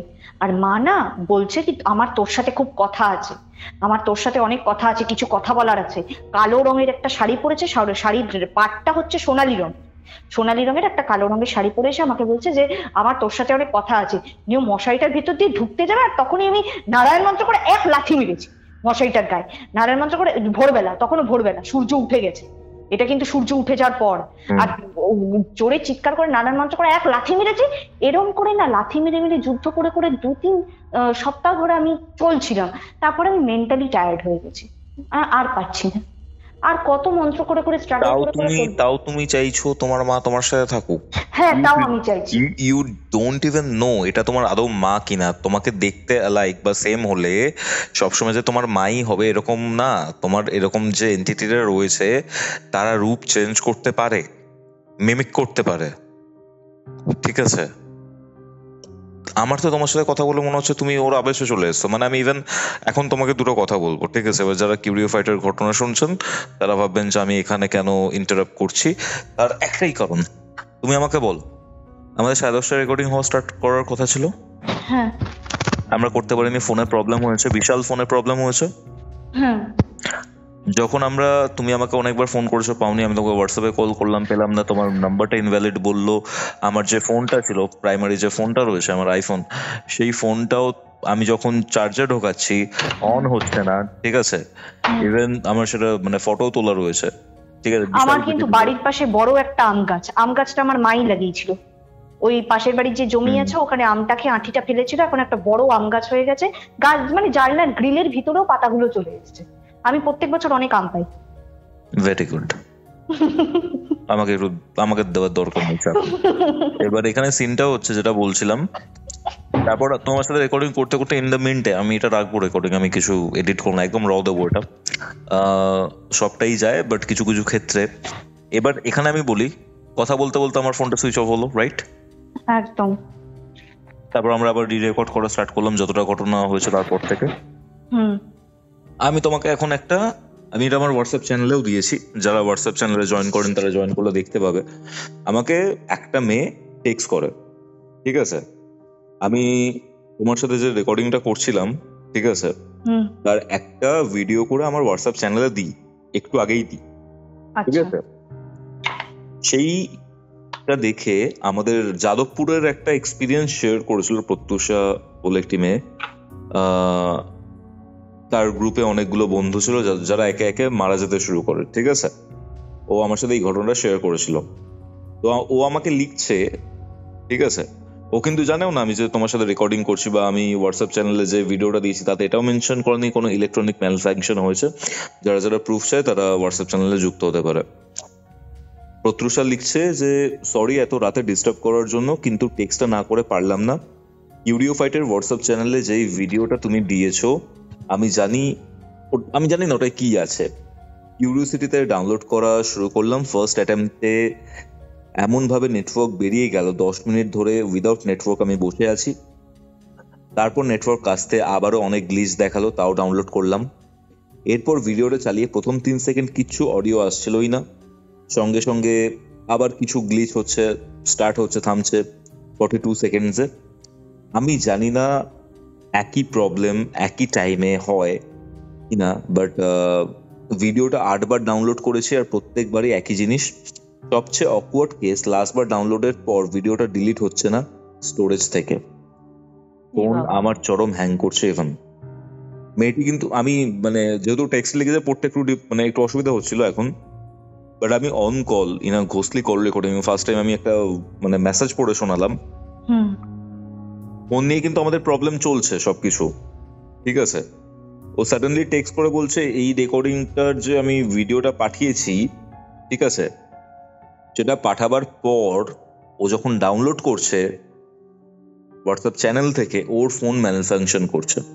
আমাদের কিন্তু ইনিশিয়ালি ইলেকট্রনিক ডিভাইসেই প্রবলেম হলো আজকে মানে পুরো রেকর্ডিং এর সময়।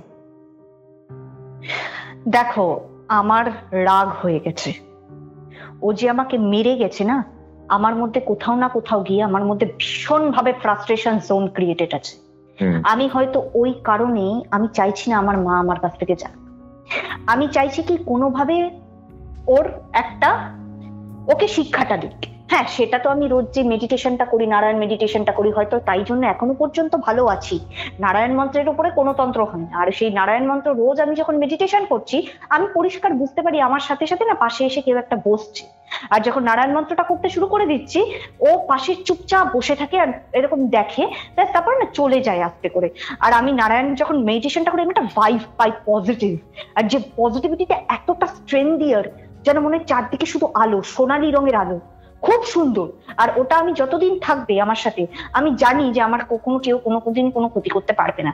তবে হ্যাঁ এখন যে আমার সাথে আছে সে আদৌ কে কি করছে আমি জানি না, কিন্তু আমি এটা শিওর যে আমার মা যখন চোখ খোলা ছিল ওর মানে একটা ক্ষতি করেই ছাড়বে, ওকেও শিক্ষা দিয়ে ছাড়বে। আর আমি ওই কারণে আমি চাইছি না আমার মা আমার কাছ থেকে যাবে। এই জন্য আমি কোনো মানে তান্ত্রিক বা কোনো কিছুর সঙ্গে আমি অ্যাসোসিয়েটেড হইনি, বলিনি যে সে আমার মাকে নিয়ে যাক। আমার বাবা আজ অব্দি আসেনি, একটা বর্ণ পর্যন্ত কোনো চিহ্ন দেয়নি। বাবার ফটো আছে, সবই আছে, বাবা কোনোদিনও আসবে না। আর এটা আমি স্ট্রং বিলিফ থেকে বলতে পারি, বাবা কোনোদিন কারোর কাছেই আসবে না। বাবা এঞ্জেল হয়ে গেছে। ও আমি অনেকবার সাধনা করেও ডাকার চেষ্টা করেছি, বাবা আসে, বাবা আসবে। ডাকার চেষ্টা করছো মানে আমি মেডিটেশনের থ্রু আমি মানে অনেক সময় আর যারা খুব এঞ্জেল টাইপের, যারা খুব মানে মহান যারা ব্যক্তি ছিলেন তাদেরকে আমি ডাকার চেষ্টা করছি। কিন্তু একটা মেয়ের কাছে তার বাবার থেকে বড় তো কেউ হয় না। আমি বাবাকে একদিন ডাকার চেষ্টা করেছিলাম থ্রু মেডিটেশন, যে বাবা তুমি আমার হেল্প করো বা কিছু। বাবাকে আমি জাস্ট বাবার আমি অবয়বটাই আমি চোখের সামনে ফুটে উঠাতে পারছি না, একটু একটু পারছিলাম ব্যাস। তারপরে আমি আর বাবা হয়তো কোনো একটা দিক থেকে হয়তো আর আমাদের কারোকেই দেখা যাবে না, কোনো দিনই বাবা আর আসবে না। বাবার কোথাও হয়তো একটা জন্ম হয়ে গেছে, বাবা আসবে না, বাবা আসবে না। কিউরিও ফাইটে এরকম অনেক রেকর্ডিং রয়েছে যেগুলো আমি আপলোড করিনি ঠিক আছে। এটাও সেরকম একটা রেকর্ডিং যেটা আমি চাইছি না আপলোড করতে, বাট আমি জানি না কেন, বাট মানে খুব উইয়ার্ড একটা ফিলিং হচ্ছে এই রেকর্ডিংটা করতে গিয়ে। অ্যান্ড দেখা যাক কালকে সকালে উঠে ডিসাইড করবো যে এটা আপলোড করবো কি করবো না। তোমার আর কিছু ঘটনা জানানোর আছে? আপাতত এইগুলোই জানানোর ছিল। আর এই ঘুমের মধ্যে যে বারবার এই ডার্ক এন্টিটিটা আসা, এইটা আমার সাথে দুবার হয়েছে। এই যে ঘুমের মানে মাথার পাশে আমরা অনেক সময় না নিজেদের মধ্যে এমন কিছু প্যানেল ক্রিয়েট করে ফেলি, চ্যানেল ক্রিয়েট করে ফেলি, নিজের প্রিয়জনরা আমাদের কাছে রয়েছে, বাট সেই প্রিয়জনদের পিছু পিছু অনেকে এমন অনেকে চলে আসে যারা কিন্তু আমাদের ভালো চায় না, তারা আমাদের ক্ষতি চায়। সেই দিকটা থেকে একটু সামলে থেকো। এটাই ছিল আজকের ঘোষলি কল রেকর্ডিং। এখন আমি আউটরোটা শ্যুট করছি, বা রেকর্ড করছি। আমি যখন এই পুরো ভিডিওটা এডিট করছিলাম তখন কম্পিউটার যে সফটওয়্যার ছিল সেটা বারবার ক্র্যাশ করেছে। আমাদের কিছু প্রসেস থাকে, কিছু মন্ত্র চ্যান্টিং থাকে যেগুলো করতে হয় এরকম টাইপের রেকর্ডিংগুলো করার সময়। সেইগুলো করতে করতে আমাকে এই রেকর্ডিংটা সম্পূর্ণ এডিট করতে হয়েছে। ইভেন আমার হোয়াটসঅ্যাপ চ্যানেলে আমি একটা ফটোও দিয়েছি, দেখবেন যে একটা কম্পিউটারের স্ক্রিন ফ্রিজ হয়ে গেছে। এখন বাজে হচ্ছে 1:22, দুপুর 3টের সময় আপলোড হবে, এখন 1:22 বাজে। আমি এই সময় এই যে ফটোটা রয়েছে দিচ্ছি আমার হোয়াটসঅ্যাপ চ্যানেলে, দেখুন আপনারা মানে বুঝতে পারবেন। আজকের এই এপিসোডটা আপনাদের কেমন লাগলো, আপনারা ঠিক আছেন কিনা সেটা কমেন্ট করে জানাবেন পুরোটা শোনার পর। সাবস্ক্রাইব করতে ভুলবেন না। আর এইরকম টাইপের প্যারানর্মাল পডকাস্ট বা হরর পডকাস্ট শুনতে কিউরিও ফাইটকে সাবস্ক্রাইব করে রাখুন। আজকের এই ভিডিওটা শেয়ার করুন, আমি বলতে পারি না যে শেয়ার করুন, মানে এতটা ভয়ের। যাই হোক, ভালো থাকবেন সবাই। খুব তাড়াতাড়ি আবার দেখা হচ্ছে রবিবার দিন দুপুর ঠিক 3টের সময়। ততক্ষণ অবধি কিউরিও ফাইটের এরকমই আরও ঘোষলি কল রেকর্ডিং শুনতে আপনার মোবাইল স্ক্রিনে আসে ডান দিকের অথবা বাদিকের বক্সে ক্লিক করুন।